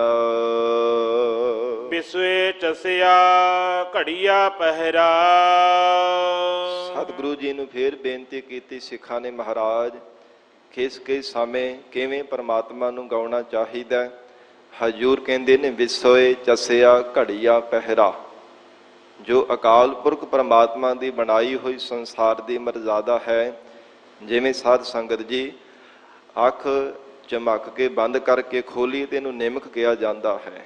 ਇਸ ਪ੍ਰਕਾਰ ਜਿਹੜੇ 15 ਨਿਮਕ ਹੁੰਦੇ ਆ ਨਾ, 15 ਨਿਮਕਾਂ ਦਾ ਸਾਧ ਸੰਗਤ ਜੀ ਇੱਕ ਵਿਸਾ ਬਣਦਾ ਹੈ, ਔਰ 15 ਵਿਸਿਆਂ ਦਾ ਇੱਕ ਚਸਾ ਬਣਦਾ ਹੈ। 30 ਚਸਿਆਂ ਦਾ ਸਾਧ ਸੰਗਤ ਅੱਗੇ ਜੋ 60 ਚਸਿਆਂ ਦਾ ਕਹਿੰਦੇ ਇੱਕ ਪਲ ਬਣਦਾ ਹੈ। ਇਸ ਪ੍ਰਕਾਰ 60 ਜਿਹੜੇ ਪਲ ਹਨ, ਇਹਨਾਂ ਦੀ ਇੱਕ ਘੜੀ ਬਣਦੀ ਹੈ। ਵਿਸਵ ਚਸਿਆ ਘੜੀਆ ਪਹਿਰਾ, ਤੇ 7 ਘੜੀਆਂ ਦਾ ਇੱਕ ਪਹਿਰ ਮੰਨਿਆ ਜਾਂਦਾ ਹੈ। ਇਸ ਪ੍ਰਕਾਰ 3 ਘੰਟਿਆਂ ਦਾ ਵੀ ਇੱਕ ਪਹਿਰ ਮੰਨਿਆ ਜਾਂਦਾ ਹੈ। ਥਿੱਤੀ ਵਾਰੀ ਮਾਹ ਹੋਆ। ਫਿਰ ਮਹਾਰਾਜ ਸੱਚੇ ਪਾਤਸ਼ਾਹ ਕਹਿੰਦੇ ਜੋ ਥਿੱਤਾਂ ਪ੍ਰਮਾਤਮਾ ਦੀਆਂ ਬਣਾਈਆਂ ਨੇ, ਵਾਰ ਦਿਨ ਬਣਾਏ ਆ, ਮਾਹੋ ਮਹੀਨੇ ਹਨ, ਇਹ ਪਰਮੇਸ਼ਰ ਦੇ ਬਣਾਏ ਹੋਏ ਆ। ਥਿੱਤੀ ਵਾਰੀ ਮਾਹੋ ਹੋਆ, ਔਰ 4 ਪਹਿਰ ਦਿਨ ਤੇ 4 ਪਹਿਰ ਰਾਤ ਦੇ ਹਿੱਸੇ ਆਉਂਦਾ। 8 ਪਹਿਰਾਂ ਦੀ ਇੱਕ ਥਿੱਤ ਮੰਨੀ ਜਾਂਦੀ ਹੈ, ਥਿੱਤੀ ਵਾਰੀ। ਫਿਰ 7 ਜਿਹੜੇ ਦਿਨ ਹਨ, ਸੋਮਵਾਰ, ਐਤਵਾਰ, ਮੰਗਲਵਾਰ, ਬੁੱਧਵਾਰ, ਵੀਰਵਾਰ, ਸ਼ਨੀਚਰਵਾਰ, ਇਹ ਜੋ 7 ਵਾਰ ਪਰਮੇਸ਼ਰ ਦੇ ਬਣਾਏ ਹੋਏ, ਇਹਨੂੰ ਇੱਕ ਹਫ਼ਤਾ ਕਿਹਾ ਜਾਂਦਾ। ਮਾਹੋ ਹੋਵਾ, ਤੇ 4 ਹਫ਼ਤਿਆਂ ਦਾ ਮਾਹੋ ਇੱਕ ਮਹੀਨਾ ਬਣ ਜਾਂਦਾ ਹੋਵਾ। ਇਸ ਪ੍ਰਕਾਰ 12 ਮਹੀਨਿਆਂ ਦਾ ਇੱਕ ਸਾਲ ਬਣ ਜਾਂਦਾ ਹੈ। ਸੂਰਜ ਏਕੋ ਰੁੱਤ ਅਨੇਕਾ। ਮਹਾਰਾਜ ਸੱਚੇ ਪਾਤਸ਼ਾਹ ਕਹਿੰਦੇ ਹੈ ਗੁਰਸਿੱਖੋ, ਸੂਰਜ ਇੱਕੋ ਹੀ ਵੈ ਤੇ ਰੁੱਤਾਂ ਅਨੇਕਾਂ ਹੀ ਹੈ। ਜਿਵੇਂ ਵਿਸ਼ੇਸ਼ ਕਰਕੇ 6 ਰੁੱਤਾਂ ਮੰਨੀਆਂ ਜਾਂਦੀਆਂ ਨੇ, ਸਰਸ ਗਰੀਖਮ ਹੈ, ਇਸ ਪ੍ਰਕਾਰ ਸਾਧ ਸੰਗਤ ਜੀ ਜਿਹੜੀਆਂ 6 ਰੁੱਤਾਂ ਮੰਨੀਆਂ ਜਾਂਦੀਆਂ ਨੇ ਵਿਸ਼ੇਸ਼ ਕਰਕੇ, ਉਵੇਂ ਅਨੇਕਾਂ ਹੀ ਪ੍ਰਮਾਤਮਾ ਦੀਆਂ ਬਣਾਈਆਂ ਹੋਈਆਂ ਰੁੱਤਾਂ ਹਨ। ਸੂਰਜ ਇੱਕੋ ਹੀ ਹੈ। ਧਰਤੀ ਦੇ ਦੁਆਲੇ ਜਦੋਂ ਪਾਸਾ ਬਦਲਦਾ ਹੈ ਸਾਧ ਸੰਗਤ ਜੀ, ਉਹਦੇ ਕਰਕੇ ਹੀ ਇਸ ਪ੍ਰਕਾਰ ਦਿਨ ਹੋ ਜਾਂਦਾ ਤੇ ਰਾਤ ਹੋ ਜਾਂਦਾ ਹੈ, ਹਨੇਰਾ ਹੋ ਜਾਂਦਾ, ਕਦੇ ਪ੍ਰਕਾਸ਼ ਹੋ ਜਾਂਦਾ ਹੈ। ਸੂਰਜ ਛੁਪਦਾ ਨਹੀਂ ਹੈ। ਅਸੀਂ ਕਹਿੰਦੇ ਹਾਂ ਕਿ ਸੂਰਜ ਛੁਪਦਾ ਹੈ ਜਦੋਂ ਧਰਤੀ ਦੇ ਦੁਆਲੇ ਘੁੰਮਦਾ ਹੈ। ਉਹ ਸਾਧ ਸੰਗਤ ਜੀ ਗਰਦਿਸ਼ ਕਰਦਾ ਹੈ। ਓਹਲੇ ਹੋਣੇ ਕਰਕੇ, ਇਸ ਗ੍ਰਹਿ ਦੇ ਓਹਲੇ ਹੋਣੇ ਕਰਕੇ ਕਿਧਰੇ ਹਨੇਰਾ ਹੋ ਜਾਂਦਾ, ਫਿਰ ਕਿਧਰੇ ਪ੍ਰਕਾਸ਼ ਹੋ ਜਾਂਦਾ ਹੈ। ਇਉਂ ਮਹਾਰਾਜ ਸੱਚੇ ਪਾਤਸ਼ਾਹ ਕਹਿੰਦੇ ਸੂਰਜ ਏਕੋ ਰੁੱਤ ਅਨੇਕ, ਅਨੇਕਾਂ ਹੀ ਰੁੱਤਾਂ ਹਨ, ਸੂਰਜ ਇੱਕੋ ਹੀ ਵੈ।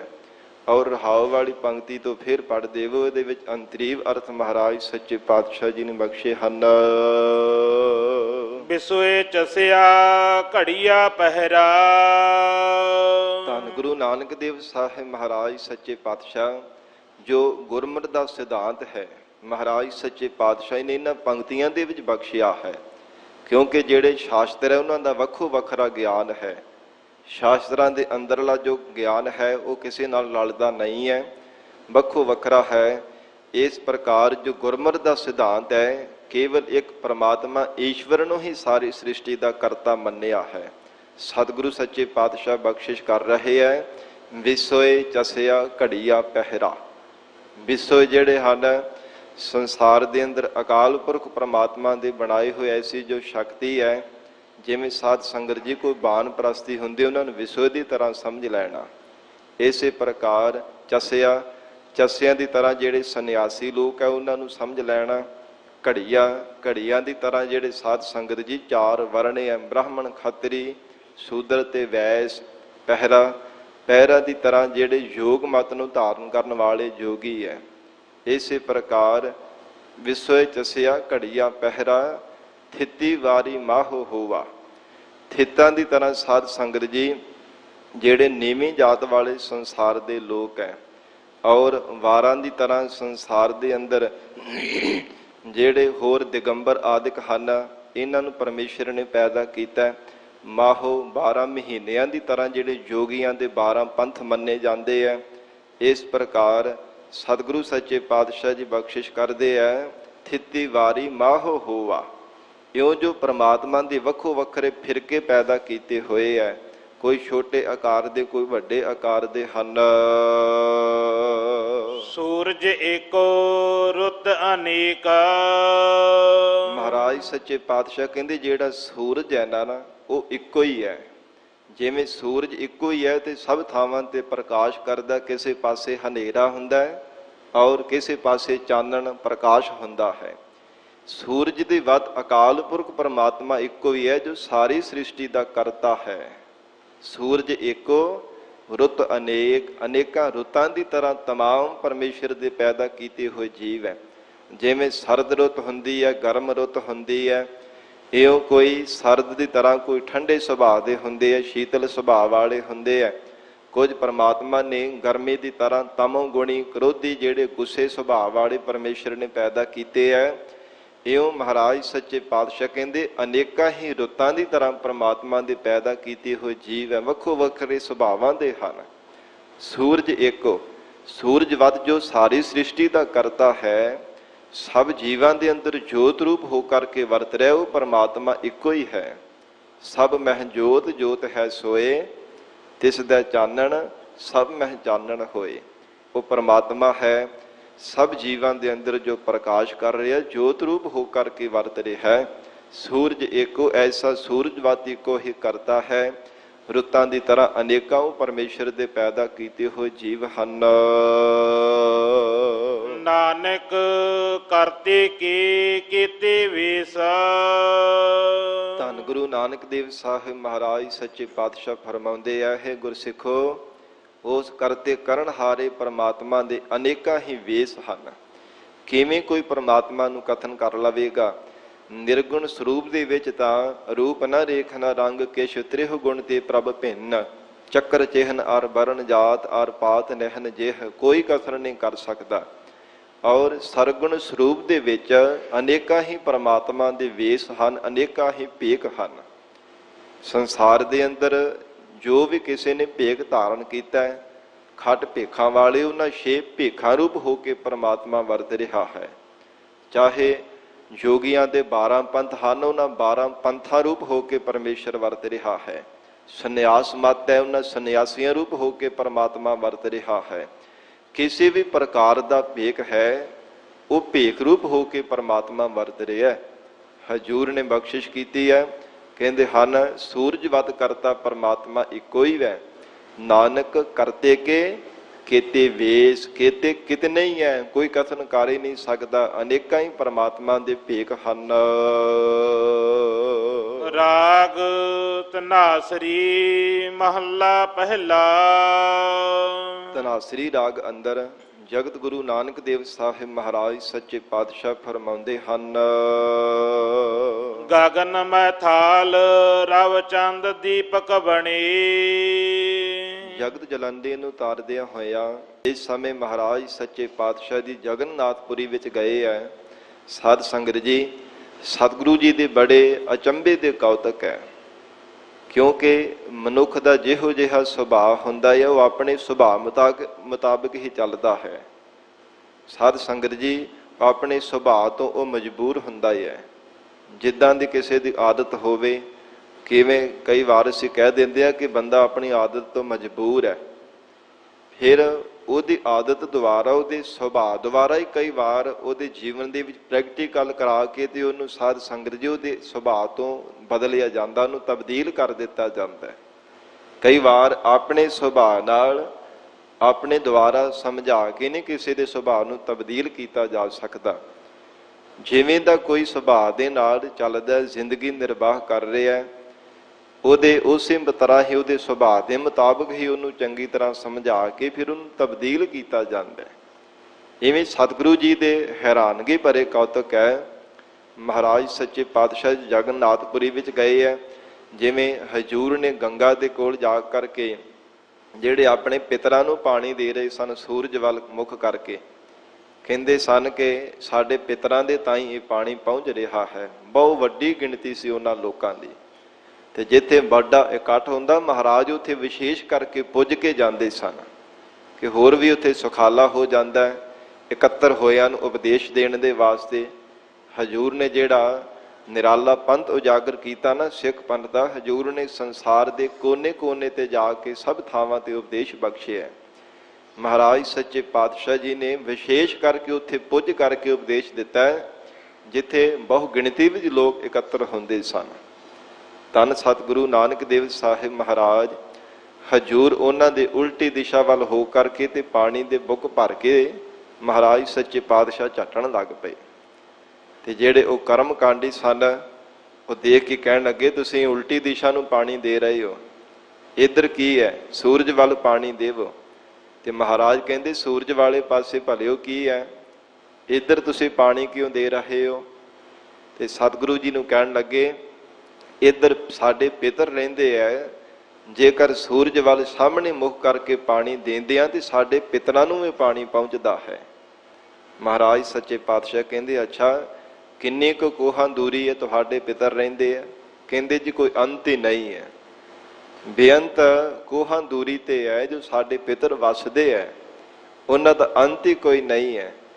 ਤੇ ਮਹਾਰਾਜ ਸੱਚੇ ਪਾਤਸ਼ਾਹ ਜੀ ਨੂੰ ਕਹਿੰਦੇ ਕਿ ਤੁਸੀਂ ਉਲਟੇ ਪਾਸੇ ਕਿਉਂ ਪਾਣੀ ਦਿੰਦੇ ਪਓ? ਕਹਿੰਦੇ ਸਾਡੀ ਇਥੋਂ ਕੇਵਲ ਕੁਝ ਸੈਂਕੜੇ 200-300 ਸੈਂਕੜੇ ਕੋਹਾਂ ਜਿਹੜੀ ਦੂਰੀ ਹੈ ਨਾ, ਉੱਥੇ ਕੋ ਅਸੀਂ ਕਹਿੰਦੇ ਆ ਸਾਡੀ ਖੇਤੀ ਸੁੱਕੀ ਪਈ ਤੇ ਉਹਨੂੰ ਪਾਣੀ ਦੇ ਰਹੇ ਹਾਂ। ਉਹ ਕਰਮ ਕਾਂਡੀ ਖਿੜ ਖੜਾ ਕੇ ਹੱਸ ਪਏ, ਕਹਿੰਦੇ ਜੀ ਤੁਸੀਂ ਅਨਭੋਲ ਹੋ, ਉੱਥੇ ਤੁਹਾਡਾ ਪਾਣੀ ਕਿਵੇਂ ਪਹੁੰਚ ਜਾਵੇਗਾ ਇੰਨੀ ਸੈਂਕੜੇ ਕੋਹਾਂ ਦੂਰੀ ਤੇ? ਤੇ ਮਹਾਰਾਜ ਸੱਚੇ ਪਾਤਸ਼ਾਹ ਜੀ ਵੀ ਮੁਸਕਰਾ ਕੇ ਕਹਿਣ ਲੱਗੇ, ਭਲਿਓ ਜੇ ਤੁਹਾਡੇ ਅਨੇਕਾਂ ਹੀ ਸੈਂਕੜੇ ਜਿਹੜੇ ਕੋਹਾਂ ਛੱਡ ਕੇ ਅਨੇਕਾਂ ਕੋਹਾਂ ਦੂਰੀ ਤੇ ਜੇ ਤੁਹਾਡਾ ਪਾਣੀ ਪਹੁੰਚ ਸਕਦਾ ਹੈ, ਤੇ ਸਾਡੇ ਕੋਲ ਸੈਂਕੜੀ ਦੂਰੀ ਤੇ ਪਾਣੀ ਨਹੀਂ ਇੱਥੋਂ ਪਹੁੰਚ ਸਕਦਾ। ਉਹ ਸਾਰੇ ਸੁਣ ਕਰਕੇ ਸ਼ਰਮਿੰਦੇ ਹੋ ਗਏ ਤੇ ਮਨ ਦੇ ਵਿੱਚ ਫਿਰ ਉਹਨਾਂ ਨੇ ਵਿਚਾਰ ਵੀ ਕੀਤੀ, ਕਿਉਂਕਿ ਬਚਨ ਮਹਾਰਾਜ ਨੇ ਅਜਿਹੇ ਢੰਗ ਦੇ ਨਾਲ ਕੀਤਾ, ਉਹਨਾਂ ਦੇ ਹਿਰਦੇ ਨੂੰ ਇੱਕ ਵਾਰ ਇਹ ਹਿਲਾ ਦਿੱਤਾ। ਪਹਿਲਾਂ ਕੁਝ ਪਤਾ ਹੀ ਨਹੀਂ ਸੀਗਾ, ਅਗਿਆਨ ਦੀ ਨੀਂਦਰਾ ਵਿੱਚ ਸੁੱਤੇ ਪਏ ਸਨ, ਕਰਮ ਕਾਂਡ ਲਈ ਕਰੀ ਜਾਂਦੇ ਸਨ, ਕਰਮ ਕਾਂਡੀ ਬਣ ਗਏ ਸਨ। ਉੱਥੇ ਕੋਈ ਸੁਭਾਅ ਉਹਨਾਂ ਦਾ ਟਿਕਿਆ ਹੋਇਆ, ਆਦਤ ਤੋਂ ਮਜਬੂਰ ਸਨ। ਤੇ ਮਹਾਰਾਜ ਸੱਚੇ ਪਾਤਸ਼ਾਹ ਜੀ ਨੇ ਅਜਿਹੇ ਢੰਗ ਦੇ ਨਾਲ ਉਹਨਾਂ ਨੂੰ ਸਮਝਾਇਆ ਕਿ ਉਹਨਾਂ ਨੂੰ ਫਿਰ ਸਤਿਗੁਰੂ ਜੀ ਦੇ ਅੱਗੇ ਝੁਕਣਾ ਹੀ ਪਿਆ। ਗਰੀਬ ਨਵਾਜ ਸਤਿਗੁਰਾਂ ਨੇ ਐਸਾ ਕੌਤਕ ਕੀਤਾ। ਫਿਰ ਜਦੋਂ ਜਗਨਨਾਥਪੁਰੀ ਜਿਹੜੇ ਮੰਦਿਰ ਦੇ ਵਿੱਚ ਆਰਤੀ ਕਰਦੇ ਪਏ ਸਨ ਪਾਂਡੇ ਮਿਲ ਕੇ, ਮਹਾਰਾਜ ਸੱਚੇ ਪਾਤਸ਼ਾਹ ਗਏ ਤੇ ਸਤਿਗੁਰੂ ਜੀ ਨੂੰ ਕਹਿੰਦੇ ਜੀ ਸਾਡੇ ਨਾਲ ਮਿਲ ਕੇ ਆਰਤੀ ਕਰੋ, ਤੁਸੀਂ ਸਭ ਦੇ ਸਾਂਝੇ ਹੋ। ਸਤਿਗੁਰੂ ਜੀ ਕਹਿਣ ਲੱਗੇ ਠੀਕ ਹੈ ਜ਼ਰੂਰ ਕਰਾਂਗੇ। ਜਦੋਂ ਮਹਾਰਾਜ ਸੱਚੇ ਪਾਤਸ਼ਾਹ ਗਏ ਤੇ ਉਹ ਖਲੋ ਕੇ ਹੱਥ ਵਿੱਚ ਥਾਲ ਪੜਿਆ, ਵਿੱਚ ਦੀਵੇ ਜਗਾਏ ਤੇ ਸਾਧ ਸੰਗਤ ਜੀ ਧੂਪ ਵੱਟੀ ਕਰਕੇ ਫੁੱਲਾਂ ਦੀ ਵਰਖਾ ਕਰਦੇ ਹੋਏ ਤੇ ਆਰਤੀ ਕਰਨ ਲੱਗ ਪਏ। ਮਹਾਰਾਜ ਸੱਚੇ ਪਾਤਸ਼ਾਹ ਬੈਠੇ ਰਹੇ।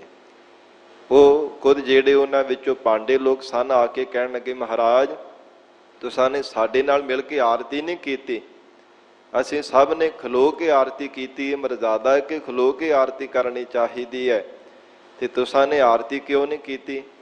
ਮਹਾਰਾਜ ਸੱਚੇ ਪਾਤਸ਼ਾਹ ਕਹਿੰਦੇ ਅਸੀਂ ਵੀ ਆਰਤੀ ਕਰਦੇ ਹਾਂ। ਮਹਾਰਾਜ ਤੁਸੀਂ ਕਿਹੜੀ ਆਰਤੀ ਕਰਦੇ ਹੋ? ਔਰ ਸਤਿਗੁਰੂ ਜੀ ਕਹਿੰਦੇ ਅਸੀਂ ਵੀ ਆਰਤੀ ਕੀਤੀ ਹੈ। ਕਹਿੰਦੇ ਅਸਾਂ ਤਾਂ ਮਹਾਰਾਜ ਦੇਖੇ ਨਹੀਂ, ਨਾ ਦੀਵੇ ਜਗਾਏ ਹੋਏ, ਨਾ ਥਾਲ ਵਿੱਚ ਪਾ ਕੇ ਦੀਵੇ ਦੇਖੇ ਆ, ਨਾ ਧੂਪ ਵੱਟੀ ਕਰਦਿਆਂ ਹੋਇਆ ਦੇਖਿਆ, ਨਾ ਕੋਈ ਸੁਗੰਧੀ ਵਾਲਾ ਮਹਾਰਾਜ ਕੋਈ ਛਿੜਕਾਓ ਕਰਦਿਆਂ ਹੋਇਆ ਦੇਖਿਆ, ਨਾ ਫੁੱਲ ਤੁਹਾਡੇ ਹੱਥਾਂ ਵਿੱਚ ਦੇਖੇ ਆ। ਕਿਸ ਢੰਗ ਦੇ ਨਾਲ ਤੁਸੀਂ ਆਰਤੀ ਕੀਤੀ? ਤੁਸੀਂ ਤਾਂ ਬੈਠੇ ਸੀਗੇ। ਤੇ ਮਹਾਰਾਜ ਸੱਚੇ ਪਾਤਸ਼ਾਹ ਕਹਿੰਦੇ ਅਸੀਂ ਵੀ ਆਰਤੀ ਕਰਦੇ ਹਾਂ, ਆਓ ਤੁਹਾਨੂੰ ਦੱਸਦੇ ਹਾਂ। ਸਾਧ ਸੰਗਤ ਜੀ ਜਦੋਂ ਅਗਲਾ ਦਿਨ ਹੋਇਆ ਨਾ, ਰਾਤ ਦੇ ਸਮੇਂ ਕਹਿੰਦੇ ਕਿ ਜਦੋਂ ਜਗਨਨਾਥ ਮੂਰਤੀ ਨੂੰ ਉੱਥੇ ਅੰਦਰ ਪਾਂਡਿਆਂ ਨੇ ਭੋਗ ਲਵਾਇਆ ਨਾ, ਸੋਨੇ ਦੇ ਥਾਲ ਵਿੱਚ ਰੱਖ ਕੇ ਤੇ ਭੋਗ ਲਵਾਉਂਦੇ ਸਨ, ਜਿਹੜਾ ਕੋਈ ਪਦਾਰਥ ਕੋਈ ਪਕਵਾਨ ਤਿਆਰ ਕਰਦੇ ਸਨ। ਜਦੋਂ ਭੋਗ ਲਗਾਇਆ ਤੇ ਰਾਤ ਦੇ ਸਮੇਂ ਉਹ ਮੂਰਤੀ ਵਿੱਚ ਉਹ ਜਿਹੜੀ ਦੇਵੀ ਦੀ ਆਰਾਧਨਾ ਕਰਦੇ ਸੀ, ਉਹਨੇ ਰਾਤ ਦੇ ਸਮੇਂ ਮਹਾਰਾਜ ਸੱਚੇ ਪਾਤਸ਼ਾਹ ਦੇ ਚਰਨਾਂ ਕੋਲ ਲਿਆ ਕਰਕੇ ਰੱਖ ਦਿੱਤੀ ਸੀ ਜਿਹੜੇ ਪਕਵਾਨ ਸਨ। ਗਰੀਬ ਨਵਾਜ ਸਤਿਗੁਰਾਂ ਨੇ ਹਿਰਦੇ ਦਾ ਪਿਆਰ ਦੇਖ ਕਰਕੇ, ਨਿਮਰਤਾ ਦੇਖ ਕਰਕੇ ਮਹਾਰਾਜ ਸੱਚੇ ਪਾਤਸ਼ਾਹ ਸਤਿਗੁਰੂ ਜੀ ਨੇ ਸਾਧ ਸੰਗਤ ਜੀ ਉਹ ਪ੍ਰਵਾਨ ਕੀਤਾ ਤੇ ਜਿਹੜਾ ਥਾਲ ਸੀ ਨਾ ਉਹ ਸਮੁੰਦਰ ਦੇ ਵਿੱਚ ਉਹਨੂੰ ਸੁੱਟ ਦਿੱਤਾ, ਸੋਨੇ ਦਾ ਥਾਲ। ਤੇ ਜਿਹੜਾ ਪਾਂਡਾ ਸੀ ਉਹਨੂੰ ਹੱਥਾਂ ਪੈਰਾਂ ਦੇ ਪੈ ਗਈ ਕਿ ਮੇਰਾ ਤੇ ਹੁਣ ਬਚਾ ਹੀ ਨਹੀਂ ਹੋਣਾ। ਰਾਜੇ ਕੋਲ ਜਾ ਕੇ ਦੱਸਿਆ ਗਿਆ, ਜਿਸ ਰਾਜੇ ਨੇ ਉਹ ਸਾਰਾ ਰਾਜ ਭਾਗ ਉੱਥੋਂ ਦਾ ਜਗਨਨਾਥਪੁਰੀ ਦਾ ਚਲਾਉਂਦਾ ਸੀ, ਉਸੇ ਰਾਜੇ ਨੇ ਹੀ ਸੋਨੇ ਦਾ ਥਾਲ ਭੇਟ ਕੀਤਾ ਸੀਗਾ। ਉਹ ਵੀ ਜਗਨਨਾਥਪੁਰੀ ਦਾ ਬੜਾ ਸ਼ਰਧਾਵਾਨ ਸੀ, ਦੇਵੀ ਦੀ ਆਰਾਧਨਾ ਕਰਿਆ ਕਰਦਾ ਸੀ। ਜਦੋਂ ਆਇਆ ਉਹਨੇ ਪਾਂਡੇ ਨੂੰ ਪੁੱਛਿਆ ਤੇ ਪਾਂਡਾ ਕੰਬਦਾ ਹੋਇਆ ਕਹਿਣ ਲੱਗਾ ਜੀ ਮਹਾਰਾਜ ਇਹ ਰਾਜਨ ਮੈਨੂੰ ਕੁਝ ਨਹੀਂ ਪਤਾ। ਫਿਰ ਬਾਰ-ਬਾਰ ਪੁੱਛ ਪੜਤਾਲ ਕਰਨ ਦੇ ਬਾਵਜੂਦ ਉਹਨੂੰ ਕੁਝ ਪਤਾ ਹੀ ਨਹੀਂ ਸੀ ਪੰਡਿਤ ਨੂੰ, ਪਾਂਡੇ ਨੂੰ, ਤੇ ਦੱਸਦਾ ਕੀ? ਇਸ ਪ੍ਰਕਾਰ ਜਦੋਂ ਰਾਤ ਹੋਈ ਨਾ, ਰਾਤ ਦੇ ਸਮੇਂ ਜਦੋਂ ਰਾਜਾ ਸੁੱਤਾ ਤੇ ਸੁਪਨੇ ਦੇ ਵਿੱਚ ਕਹਿੰਦੇ ਜਗਨਨਾਥ ਜਿਹੜੀ ਸੀ ਨਾ, ਜੋ ਦੇਵੀ ਸੀ, ਉਹਨੇ ਸੁਪਨੇ ਵਿੱਚ ਆ ਕੇ ਦੱਸਿਆ ਕਿ ਮੈਂ ਧੰਨ ਗੁਰੂ ਨਾਨਕ ਦੇਵ ਸਾਹਿਬ ਜੀ ਦੇ ਚਰਨਾਂ ਵਿੱਚ ਰੱਖ ਕੇ ਆਈ ਹਾਂ। ਉਹ ਸਭ ਤੋਂ ਵੱਡੇ ਤੇ ਸਭ ਤੋਂ ਸ਼੍ਰੋਮਣੀ ਸਾਰੇ ਜਗਤ ਦੇ ਮਾਲਕ ਹੈ, ਉਹਨਾਂ ਜੈਸਾ ਕੋਈ ਜਗਤ ਵਿੱਚ ਨਹੀਂ ਹੈ। ਸਵੇਰ ਹੋਈ ਤੇ ਰਾਜਾ ਉੱਠ ਕੇ ਆਇਆ, ਸਤਿਗੁਰਾਂ ਦੇ ਚਰਨਾਂ ਤੇ ਨਮਸਕਾਰ ਕੀਤੀ। ਮਹਾਰਾਜ ਰਾਤ ਦੇ ਸਮੇਂ ਦੇਵੀ ਉਹ ਸ਼ਕਤੀ ਆਈ ਸੀ ਮਹਾਰਾਜ, ਉਹਨੇ ਮੈਨੂੰ ਸੁਪਨੇ ਵਿੱਚ ਦੱਸਿਆ ਕਿ ਤੁਹਾਡੇ ਕੋਲ ਸੋਨੇ ਦਾ ਥਾਲ ਹੈ, ਤੁਹਾਨੂੰ ਅਰਪਣ ਕਰ ਦਿੱਤਾ ਸੀ। ਤੇ ਸਤਿਗੁਰੂ ਜੀ ਨੇ ਮੁਸਕਰਾਇਆ, ਕਹਿਣ ਲੱਗੇ ਉਹ ਦੇਖ ਲੈ ਸਮੁੰਦਰ ਦੇ ਵਿੱਚ ਜਦੋਂ ਨਿਗਾਹ ਫੇਰੀ ਤੇ ਪਤਾ ਨਹੀਂ ਕਿੰਨੇ ਬੇਅੰਤ ਹੀ ਅਨੇਕਾਂ ਹੀ ਸੋਨੇ ਦੇ ਤਾਲ ਉਹਨੂੰ ਨਜ਼ਰ ਆਏ। ਦੇਖ ਕੇ ਚਰਨਾਂ ਤੇ ਢਹਿ ਪਿਆ। ਫਿਰ ਜਿਤਨੇ ਵੀ ਪਾਂਡੇ ਲੋਕ ਸਨ, ਜਦੋਂ ਆਰਤੀ ਦਾ ਸਮਾਂ ਹੋਇਆ ਨਾ, ਸਾਧ ਸੰਗਤ ਜੀ ਉਹਨਾਂ ਨੇ ਆ ਕੇ ਸਤਿਗੁਰੂ ਜੀ ਨੂੰ ਬੇਨਤੀ ਕੀਤੀ, ਮਹਾਰਾਜ ਹੁਣ ਤੁਸੀਂ ਦੱਸੋ ਤੁਸੀਂ ਕਿੱਦਾਂ ਦੀ ਆਰਤੀ ਕਰਦੇ ਹੋ? ਮਹਾਰਾਜ ਸਾਡੇ ਨਾਲ ਮਿਲ ਕੇ ਤਾਂ ਆਰਤੀ ਤੁਸਾਂ ਨੇ ਨਹੀਂ ਕੀਤੀ, ਆਪ ਜੀ ਦੱਸੋ ਮਹਾਰਾਜ ਕਿਹੜੀ ਆਰਤੀ ਕਰਦੇ ਹੋ? ਗਰੀਬ ਨਵਾਜ ਧੰਨ ਸਤਿਗੁਰੂ ਨਾਨਕ ਦੇਵ ਸਾਹਿਬ ਸੱਚੇ ਪਾਤਸ਼ਾਹ ਨੇ ਧਨਾਸਰੀ ਰਾਗ ਵਿੱਚ ਇਹ ਸ਼ਬਦ ਉਚਾਰਨ ਕੀਤਾ ਹੈ। ਗਰੀਬ ਨਵਾਜ ਸਤਿਗੁਰੂ ਜੀ ਫਰਮਾਉਂਦੇ ਹਨ, ਗਗਨ ਮੈ ਥਾਲ ਰਵ ਚੰਦ ਦੀਪਕ ਬਣੀ। ਸਤਿਗੁਰੂ ਸੱਚੇ ਪਾਤਸ਼ਾਹ ਜੀ ਕਹਿਣ ਲੱਗੇ, ਇਹ ਪੰਡਿਤ ਲੋਕੋ, ਇਹ ਜੋ ਅਕਾਲ ਪੁਰਖ ਪਰਮਾਤਮਾ ਦੇ ਤਮਾਮ ਸ੍ਰਿਸ਼ਟੀ ਪੈਦਾ ਕੀਤੀ ਹੋਈ ਹੈ, ਔਰ ਚਿਦਾਕਾਸ਼ ਜੋ ਆਕਾਸ਼ ਹੈ ਨਾ, ਗਗਨ ਮੈਂ ਥਾਲ ਆਕਾਸ਼ ਰੂਪੀ ਥਾਲ ਹੈ। ਗਗਨ ਮੈਂ ਥਾਲ ਰਵ ਚੰਦ ਦੀਪਕ ਬਨੇ, ਰਵ ਸੂਰਜ ਤੇ ਚੰਦ ਚੰਦਰਮਾ, ਇਹ ਦੋਵੇਂ ਹੀ ਦੀਪਕ ਰੂਪ ਹੋ ਕਰਕੇ ਪ੍ਰਕਾਸ਼ ਕਰ ਰਹੇ ਹੈ। ਆਕਾਸ਼ ਰੂਪੀ ਥਾਲ ਦੇ ਵਿੱਚ ਇਹ ਦੋ ਦੀਵੇ ਪ੍ਰਕਾਸ਼ ਕਰ ਰਹੇ ਹਨ। ਤਾਰਿਕਾ ਮੰਡਲ ਜਨਕ ਮੋਤੀ। ਫੇਰ ਕਹਿਣ ਲੱਗੇ ਜੀ ਮਹਾਰਾਜ ਅਸੀਂ ਮੋਤੀ ਸੁੰਤੇ ਜਿਹੜੇ ਸੁੱਚੇ ਮੋਤੀ ਆ ਉਹ ਮਾਲਾ ਵੀ ਬਣਾਉਂਦੇ ਆ। ਮਾਲਾ ਪਰੋ ਕਰਕੇ ਮਹਾਰਾਜ ਆਪਣੇ ਇਸ਼ਟ ਦੇ ਭੇਟਾ ਕਰਦੇ ਹਾਂ, ਮੂਰਤੀਆਂ ਦੇ ਗਲ ਵਿੱਚ ਪਾਉਂਦੇ ਆ। ਤੇ ਮਹਾਰਾਜ ਸੱਚੇ ਪਾਤਸ਼ਾਹ ਕਹਿਣ ਲੱਗੇ ਤਾਰਿਕਾ ਮੰਡਲ ਜਨਕ ਮੋਤੀ, ਜਨਕ ਨਾਮ ਵੱਡੇ ਦਾ ਵੀ ਹੈ ਔਰ ਜਨਕ ਨਾਮ ਜਾਣਨ ਦਾ ਵੀ ਹੈ। ਜਨਕ ਮੋਤੀ ਇਹ ਜਾਣ ਲੈਣਾ ਕਰੋ। ਸਤਿਗੁਰੂ ਜੀ ਕਹਿੰਦੇ ਜਿਤਨਾ ਵੀ ਤਾਰਿਆਂ ਦਾ ਮੰਡਲ ਹੈ ਨਾ, ਜਿਤਨਾ ਵੀ ਸਮੂਹ ਹੈ, ਇਹ ਜਾਣਨਾ ਕਰੋ ਕਿ ਸੁੱਚੇ ਮੋਤੀਆਂ ਦੀ ਤਰ੍ਹਾਂ ਟਿਮਟਮਾ ਰਹੇ ਹਨ। ਧੂਪ ਮਲਿਆਨਲ ਪਾਵਨ ਚਵਰੋ ਕਰੀ। ਫਿਰ ਕਹਿੰਦੇ ਜੀ ਮਹਾਰਾਜ ਤੁਸੀਂ ਧੂਪ ਕਿਹੜੀ ਦਿਖਾਉਂਦੇ ਹੋ? ਸੁਗੰਧੀ ਦੇ ਵਾਸਤੇ ਆਰਤੀ ਕਰਦਿਆ ਹੋਇਆ। ਧੰਨ ਗੁਰੂ ਨਾਨਕ ਦੇਵ ਸਾਹਿਬ ਮਹਾਰਾਜ ਕਹਿੰਦੇ ਧੂਪ ਮਲ ਆਨ ਲੋ ਪਵਨ ਚਵਰੋ ਕਰੇ। ਜਿਹੜੀ ਪੌਣ ਹੈ ਨਾ, ਇਹ ਜਾਣਨਾ ਕਰੋ ਕਿ ਚੌਰ ਕਰਦੀ ਪਈ, ਜਿਵੇਂ ਚੌਰ ਕੀਤਾ ਜਾਂਦਾ ਹੈ। ਇਸ ਪ੍ਰਕਾਰ ਪੌਣ ਜਿਤਨੀ ਵੀ ਹਵਾ ਵਾਯੂ ਵਗਦੀ ਪਈ ਹੈ, ਚੌਰ ਕਰ ਰਹੀ ਪਈ ਹੈ ਅਕਾਲ ਪੁਰਖ ਪਰਮਾਤਮਾ ਦੇ। ਇਸ ਪ੍ਰਕਾਰ ਹਜੂਰ ਬਖਸ਼ਿਸ਼ ਕਰਦੇ ਹੈ ਧੂਪ ਮਲ ਆਨ ਲੋ। ਕਹਿੰਦੇ ਹਨ ਕਿ ਮਲ ਆਨ ਲੋ ਜਿਤਨੇ ਵੀ 18 ਭਾਰ ਬਨਸਪਤ ਹੈ ਨਾ, ਇਹ ਜਾਣਨਾ ਕਰੋ ਕਿ ਇਹ ਸਾਰੀ ਧੂਪ ਦੀ ਤਰ੍ਹਾਂ ਹੈ। ਔਰ ਇਸ ਪ੍ਰਕਾਰ ਜਿਵੇਂ ਸਾਧ ਸੰਗਤ ਜੀ 52 ਚੰਦਨ ਹੁੰਦਾ ਹੈ ਨਾ, ਉਹ ਬੜਾ ਸੁਗੰਧੀਦਾਰ ਹੁੰਦਾ ਹੈ ਜੰਗਲਾਂ ਵਿੱਚ, ਪਰ ਕਿਸੇ ਵਿਰਲੇ ਜੰਗਲ ਵਿੱਚ ਹੀ ਹੁੰਦਾ। ਹਰ ਇੱਕ ਜੰਗਲ ਦੇ ਵਿੱਚ 52 ਚੰਦਨ ਨਹੀਂ ਮਿਲਦਾ। ਕਹਿੰਦੇ ਵੀ ਪ੍ਰਮਾਤਮਾ ਦੀ ਬਨਸਪਤ ਪੈਦਾ ਕੀਤੀ ਹੈ, ਇਹੋ ਹੀ ਧੂਪ ਦਿਖਾਉਣ ਦੀ ਤਰ੍ਹਾਂ ਹੈ। ਸਗਲ ਬਨ ਰਾਏ ਫੂਲੰਤ ਜੋਤੀ। ਜਿਤਨੇ ਵੀ ਬਨ ਰਾਏ ਬਨਸਪਤ ਹੈ, 18 ਭਾਰ ਬਨਸਪਤ ਮੰਨੀ ਜਾਂਦੀ ਹੈ। ਫੂਲੰਤ ਜੋਤੀ, ਉਹ ਜੋਤੀ ਸਰੂਪ ਅਕਾਲ ਪੁਰਖ ਪਰਮਾਤਮਾ ਦੀ ਫੂਲੰਤ ਫੁੱਲਾਂ ਦੀ ਵਰਖਾ ਕਰ ਰਹੀ ਹੈ। 18 ਭਾਰ ਬਨਸਪਤ ਹੈ, ਇਹ ਪਰਮਾਤਮਾ ਦੇ ਉੱਪਰ ਫੁੱਲਾਂ ਦੀ ਵਰਖਾ ਕਰ ਰਹੀ ਹੈ। ਇਸ ਪ੍ਰਕਾਰ ਇਉਂ ਜਾਣ ਲੈਣਾ ਕਰੋ ਐਸੀ ਆਰਤੀ ਹੋਏ। ਮਹਾਰਾਜ ਸੱਚੇ ਪਾਤਸ਼ਾਹ ਕਹਿੰਦੇ ਭਾਈ ਤੁਸੀਂ ਕਿੱਡੀ ਛੋਟੀ ਜਿਹੀ ਆਰਤੀ ਕਰਦੇ ਹੋ। ਇਸ ਢੰਗ ਦੇ ਨਾਲ ਥੋੜਾ ਆਰਤੀ ਹੁੰਦੀ ਹੈ। ਕੈਸੀ ਆਰਤੀ ਹੋਏ?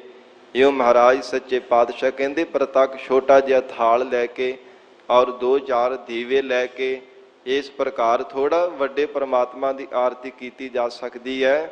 ਇਉਂ ਮਹਾਰਾਜ ਸੱਚੇ ਪਾਤਸ਼ਾਹ ਫਰਮਾਉਂਦੇ ਹਨ। ਭਾਵ ਖੰਡਨਾ ਤੇਰੀ ਆਰਤੀ। ਧੰਨ ਗੁਰੂ ਨਾਨਕ ਦੇਵ ਸਾਹਿਬ ਮਹਾਰਾਜ ਕਹਿਣ ਲੱਗੇ ਹੈ ਪਾਂਡਿਓ, ਜੋ ਅਕਾਲ ਪੁਰਖ ਪਰਮੇਸ਼ਰ ਹੈ ਨਾ, ਭਾਵ ਖੰਡਨਾ, ਭਾਵ ਜਿਹੜਾ ਸਾਧ ਸੰਗਤ ਜੀ 400 ਕੋਹ ਦੀ ਦੂਰੀ ਦਾ ਇਹ ਭਾਵ ਮੰਨਿਆ ਜਾਂਦਾ, ਮੰਡਲ ਮੰਨਿਆ ਜਾਂਦਾ ਹੈ। ਇਸ ਪ੍ਰਕਾਰ ਭਾਵ ਜਿਹੜਾ ਸੰਸਾਰ ਰੂਪੀ ਭਵ ਸਾਗਰ ਪਰਮੇਸ਼ਰ ਦਾ ਪੈਦਾ ਕੀਤਾ ਹੋਇਆ, ਭਵ ਖੰਡਨਾ 9 ਖੰਡ ਮੰਨੇ ਜਾਂਦੇ ਹੈ। ਭਵ ਖੰਡਨਾ ਤੇਰੀ ਆਰਤੀ। ਇਹ ਜਿਤਨੇ ਵੀ ਖੰਡ ਹਨ ਬ੍ਰਹਿਮੰਡ ਹੈ, ਸਾਰੇ ਜਿਤਨੇ ਵੀ ਇਹਨਾਂ ਖੰਡਾਂ ਬ੍ਰਹਿਮੰਡਾਂ ਵਿੱਚ ਪੈਦਾ ਕੀਤੇ ਹੋਏ ਜੀਵ ਹੈ, ਹਰ ਇੱਕ ਜੀਵ ਪਰਮੇਸ਼ਰ ਦੇ ਗੁਣ ਗਾ ਰਿਹਾ ਹੈ। ਇਹ ਜਾਣੋ ਕਿ ਸਾਰੇ ਹੀ ਪਰਮਾਤਮਾ ਦੀ ਆਰਤੀ ਕਰ ਰਹੇ ਹੈ। ਤਰਤ ਪਾਤਾਲ ਆਕਾਸ਼ ਹੈ ਮੇਰੀ ਜਿੰਦੜੀਏ, ਸਭ ਹਰ ਹਰ ਨਾਮ ਧਿਆਵੈ ਰਾਮ। ਹਰ ਇੱਕ ਜੀਵ ਪਰਮਾਤਮਾ ਦੀ ਆਰਤੀ ਕਰ ਰਿਹਾ ਹੈ। ਇਉਂ ਮਹਾਰਾਜ ਸੱਚੇ ਪਾਤਸ਼ਾਹ ਹਜੂਰ ਨੇ ਉਚਾਰਨ ਕੀਤਾ ਹੈ। ਅਨਹਤਾ ਸ਼ਬਦ ਵਾਜੰਤ ਭੇਰੀ। ਤੇ ਕਹਿੰਦੇ ਜੀ ਅਸੀਂ ਭੇਰੀਆਂ ਵਜਾਉਂਦੇ। ਮਹਾਰਾਜ ਤੁਸੀਂ ਕਿਹੜੀਆਂ ਭੇਰੀਆਂ ਵਜਾਉਂਦੇ ਹੋ? ਕਹਿੰਦੇ ਅਨਹਤਾ, ਇੱਕ ਰਸ ਜੋੜੀ ਹਰ ਇੱਕ ਜੀਵ ਦੇ ਅੰਦਰ ਪਰਮੇਸ਼ਰ ਦੇ ਨਾਮ ਦੀ ਧੁਨੀ ਚੱਲ ਰਹੀ ਹੈ। ਇਹ ਜਾਣਨਾ ਕਰੋ ਕਿ ਭੇਰੀ ਦੀ ਤਰ੍ਹਾਂ ਹੈ, ਪਰਮਾਤਮਾ ਦੀ ਆਰਤੀ ਕਰਦਿਆਂ ਹੋਇਆਂ। ਸੋ ਇਸੇ ਪ੍ਰਕਾਰ ਫਿਰ ਆਰੰਭ ਤੋਂ ਪੜ੍ਹ ਦੇਵੋ ਜੀ। ਗਗਨ ਮੈਂ ਥਾਲ ਰਵ ਚੰਦ ਦੀਪਕ ਬਣੀ। ਮਹਾਰਾਜ ਸੱਚੇ ਪਾਤਸ਼ਾਹ ਅੰਤਰੀ ਭਾਵ ਦੇ ਵਿੱਚ ਹੁਣ ਉਪਦੇਸ਼ ਬਖਸ਼ਿਸ਼ ਕਰ ਰਹੇ ਹੈ। ਕਹਿੰਦੇ ਹਨ ਕਿ ਜੋ ਹਿਰਦਾ ਰੂਪੀ ਗਗਨ ਆਕਾਸ਼ ਹੈ ਨਾ, ਚਿਦਾਕਾਸ਼ ਹੈ। ਹਿਰਦਾ ਵੀ ਆਕਾਸ਼ ਦੀ ਤਰ੍ਹਾਂ ਹੈ। ਹਜੂਰ ਕਹਿੰਦੇ ਹਨ ਗਗਨ ਮੈਂ ਥਾਲ। ਹਜੂਰ ਕਹਿੰਦੇ ਹਿਰਦੇ ਰੂਪੀ ਥਾਲ ਦੇ ਵਿੱਚ ਚੰਦਰਮਾ ਅਤੇ ਸੂਰਜ ਦੀ ਤਰ੍ਹਾਂ ਪ੍ਰੋਖ ਤੇ ਅਪਰੋਖ ਗਿਆਨ ਰੂਪੀ ਜਿਹੜੇ ਇਹ ਦੀਵੇ ਬਲਦੇ ਪਏ ਹੈ। ਚੰਦਰਮਾ ਜਿਹੜਾ ਇਹ ਪ੍ਰੋਖ ਗਿਆਨ ਹੈ, ਸੂਰਜ ਜਿਹੜਾ ਹੈ ਅਪਰੋਖ ਗਿਆਨ ਹੈ। ਇਉਂ ਰਵ ਚੰਦ ਦੀਪਕ ਬਨੇ। ਤਾਰਿਕਾ ਮੰਡਲ ਜਨਕ ਮੋਤੀ। ਇਹ ਜਿਨ੍ਹਾਂ ਨੇ ਗੁਰਮੁਖਾਂ ਨੇ ਹਿਰਦੇ ਅੰਦਰ ਵੈਰਾਗ ਧਾਰਨ ਕਰ ਲਿਆ, ਉਹ ਕਹਿੰਦੇ ਵੈਰਾਗ ਦੀ ਤਰ੍ਹਾਂ। ਵੈਰਾਗ ਜਦੋਂ ਨੇਤਰਾਂ ਵਿੱਚ ਆ ਜਾਂਦਾ ਹੈ, ਹਿਰਦੇ ਕਰਕੇ ਵੀ ਜਦੋਂ ਗਰੀਬੀ ਆ ਜਾਂਦੀ ਹੈ, ਵੈਰਾਗ ਕਰਕੇ ਨੇਤਰਾਂ ਦੇ ਵਿੱਚੋਂ ਵੀ ਜਲ ਵਗਣ ਲੱਗ ਪੈਂਦਾ ਹੈ।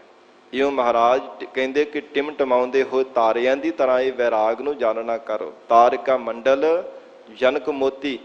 ਜਨਕ ਇਹ ਵਿਸ਼ੇਸ਼ ਕਰਕੇ ਨਿਸ਼ਚੈ ਕਰਕੇ ਜਾਣ ਲੈਣਾ ਕਰੋ। ਧੂਪ ਮਲ ਆਨਲ ਪਾਵਨ ਚਬਰੂ ਕਰੀ। ਸਤਿਗੁਰੂ ਸੱਚੇ ਪਾਤਸ਼ਾਹ ਜੀ ਬਖਸ਼ਿਸ਼ ਕਰ ਰਹੇ ਹੈ। ਕਹਿੰਦੇ ਹਨ ਕਿ ਜਿਹੜੀ ਭਗਤੀ ਰੂਪ ਸੁਗੰਧੀ ਹੈ ਨਾ, ਧੂਪ ਧੁਖਦੀ ਪਈ ਹੈ। ਧੂਪ ਮਲ ਆਨ ਲੋ ਪਵਨ ਚਵਰੋ ਕਰੇ।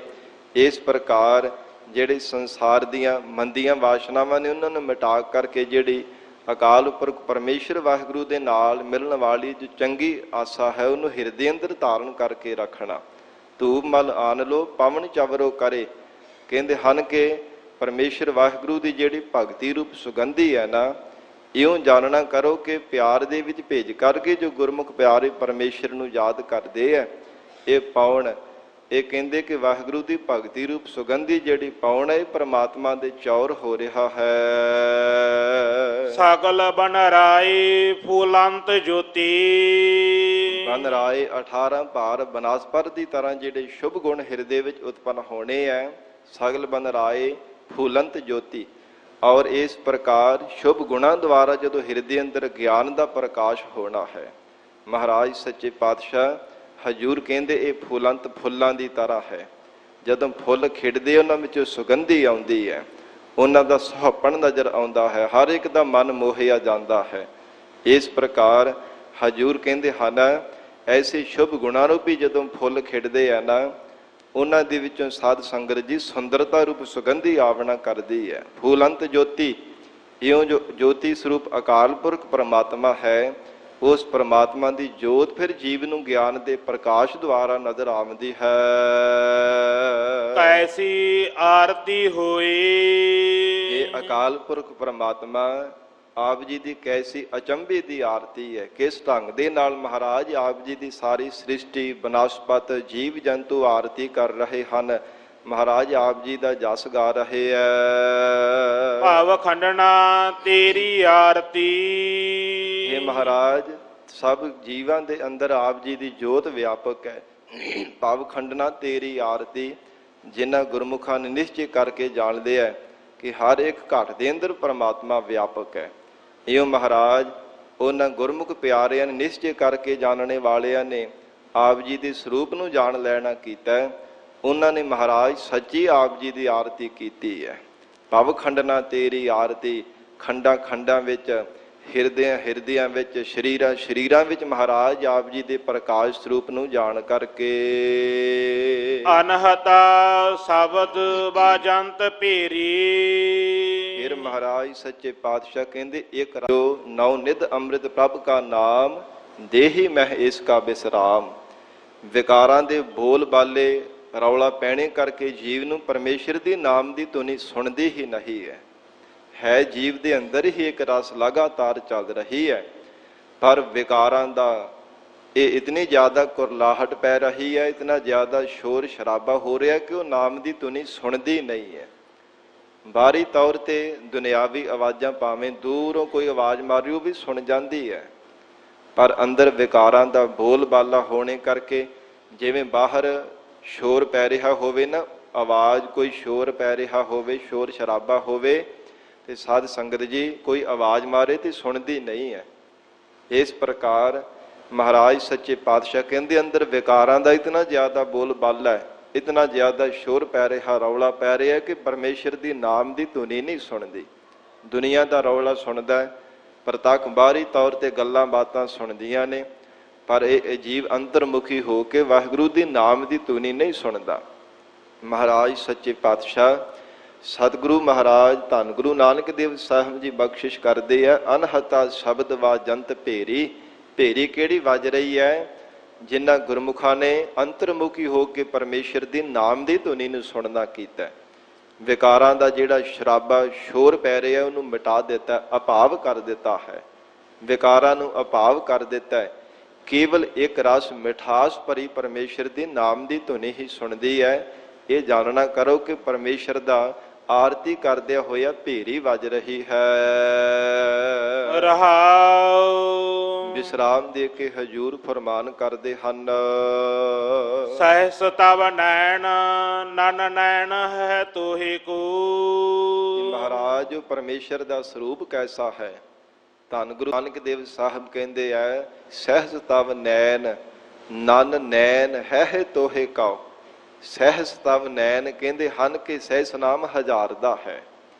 ਸਰਗੁਣ ਸਰੂਪ ਦੇ ਅੰਦਰ ਹਜ਼ਾਰਾਂ ਹੀ ਤਮਾਮ ਅਕਾਲ ਪੁਰਖ ਪਰਮਾਤਮਾ ਦੇ ਨੈਣ ਨੇਤਰ ਹਨ। ਤੇ ਨਿਰਗੁਣ ਸਰੂਪ ਦੇ ਵਿੱਚ ਮਹਾਰਾਜ ਸੱਚੇ ਪਾਤਸ਼ਾਹ ਕਹਿੰਦੇ ਨਨ ਨੈਣ ਹੈ ਤੋਹਿ ਕਉ। ਕੌਣ ਕਥਨ ਕਰ ਸਕਦਾ ਕਿ ਪਰਮਾਤਮਾ ਦੇ ਇਹੋ ਜਿਹੇ ਨੇਤਰ ਹੈ। ਨਿਰਗੁਣ ਸਰੂਪ ਦੇ ਵਿੱਚ ਪਰਮਾਤਮਾ ਕੋਈ ਆਪ ਜੀ ਦਾ ਨੇਤਰ ਨਹੀਂ ਹੈ। ਸਹਿਸ ਮੂਰਤ ਨਨਾ ਏਕ ਤੋਹੀ। ਸਰਗੁਣ ਸਰੂਪ ਦੇ ਵਿੱਚ ਉਹ ਪਰਮਾਤਮਾ ਦੇ ਸਹਿਸ ਹਜ਼ਾਰਾਂ ਹੀ ਮੂਰਤੀਆਂ ਪਰਮਾਤਮਾ ਦੇ ਸਰੂਪ ਹੈ। ਸਭ ਘਟ ਘਟ ਰੂਪ ਹੋ ਕਰਕੇ ਉਹ ਪਰਮੇਸ਼ਰ ਵਿਆਪਕ ਵਰਤ ਰਿਹਾ ਹੈ। ਇਸ ਕਰਕੇ ਹਜ਼ਾਰਾਂ ਹੀ ਪਰਮੇਸ਼ਰ ਸਰਗੁਣ ਸਰੂਪ ਦੇ ਵਿੱਚ ਆਪ ਜੀ ਦੇ ਸਰੂਪ ਹੈ, ਮੂਰਤਾਂ ਹਨ, ਰੂਪ ਹੈ।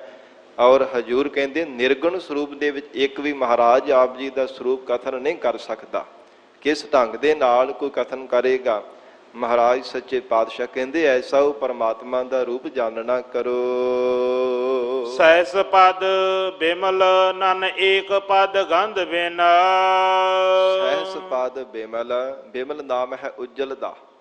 ਸਹਿਸ ਹਜ਼ਾਰਾਂ ਹੀ ਮਹਾਰਾਜ ਸਰਗੁਣ ਸਰੂਪ ਦੇ ਵਿੱਚ ਆਪ ਜੀ ਦੇ ਹਜ਼ਾਰਾਂ ਹੀ ਪਰਮੇਸ਼ਰ ਆਪ ਜੀ ਦੇ ਚਰਨ ਹਨ ਉਜਲ। ਔਰ ਇਸ ਪ੍ਰਕਾਰ ਨਿਰਗੁਣ ਸਰੂਪ ਦੇ ਵਿੱਚ ਮਹਾਰਾਜ ਇੱਕ ਵੀ ਆਪ ਜੀ ਦਾ ਕੋਈ ਚਰਨ ਕਥਨ ਨਹੀਂ ਕਰ ਸਕਦਾ। ਸਹਿਸ ਪਦ ਬਿਮਲ ਨਨ ਏਕ ਪਦ ਗੰਧ ਬਿਨ। ਇਸ ਪ੍ਰਕਾਰ ਕਹਿੰਦੇ ਹਨ, ਅੱਗੇ ਪੜ੍ਹ ਦੇਵੋ ਜੀ। ਸਹਿਸ ਤਵ ਗੰਧ ਇਵ ਚਲਤ ਮੋਹੀ। ਮਹਾਰਾਜ ਕਹਿੰਦੇ ਸਰਗੁਣ ਸਰੂਪ ਦੇ ਵਿੱਚ ਗੰਧ ਨਾਮ ਹੈ ਸੁਗੰਧੀ ਲੈਣ ਵਾਲੇ ਨਾਸਕਾਂ ਦਾ। ਹੇ ਪ੍ਰਮਾਤਮਾ ਸਰਗੁਣ ਸਰੂਪ ਦੇ ਵਿੱਚ ਹਜ਼ਾਰਾਂ ਹੀ ਆਪ ਜੀ ਮਹਾਰਾਜ ਤਮਾਮ ਆਪ ਜੀ ਦੀਆਂ ਨਾਸਕਾਂ ਹਨ। ਔਰ ਗੰਧ ਬਿਨ ਨਿਰਗੁਣ ਸਰੂਪ ਦੇ ਵਿੱਚ ਮਹਾਰਾਜ ਨਾਸਕਾਂ ਤੋਂ ਆਪ ਜੀ ਬਿਨਾ ਹੋ।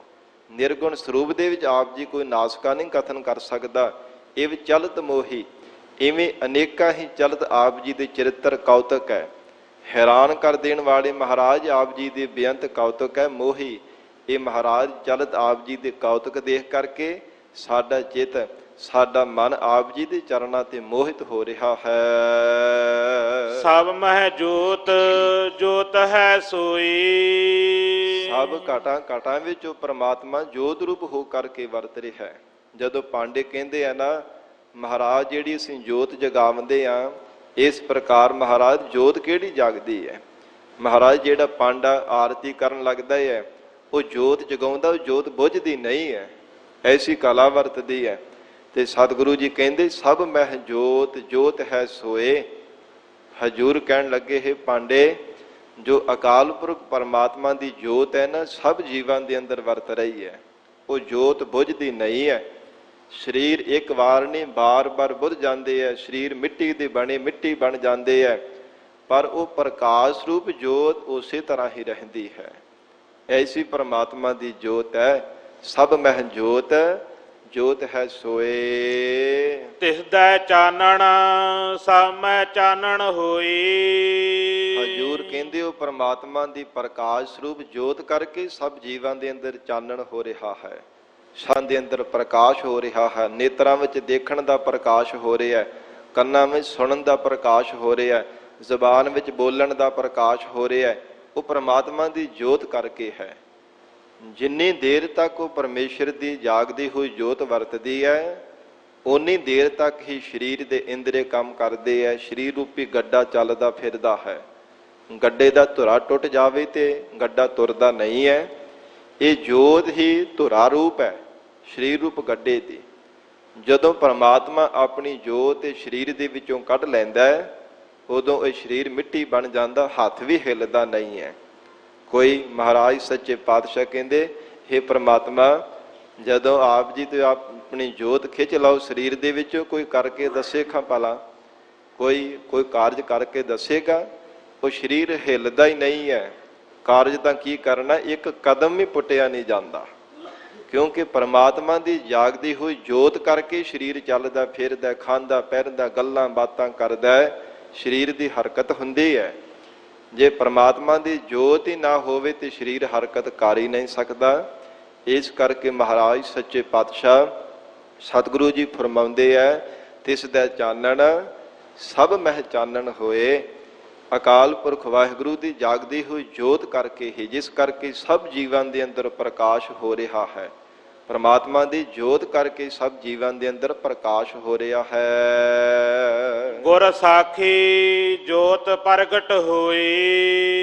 ਫਿਰ ਮਹਾਰਾਜ ਜੀ ਉਹ ਜੋਤ ਨੂੰ ਪ੍ਰਗਟ ਕਿਵੇਂ ਕੀਤਾ ਜਾ ਸਕਦਾ ਹੈ? ਦਿਸਦੀ ਤਾਂ ਨਹੀਂ ਹੈ।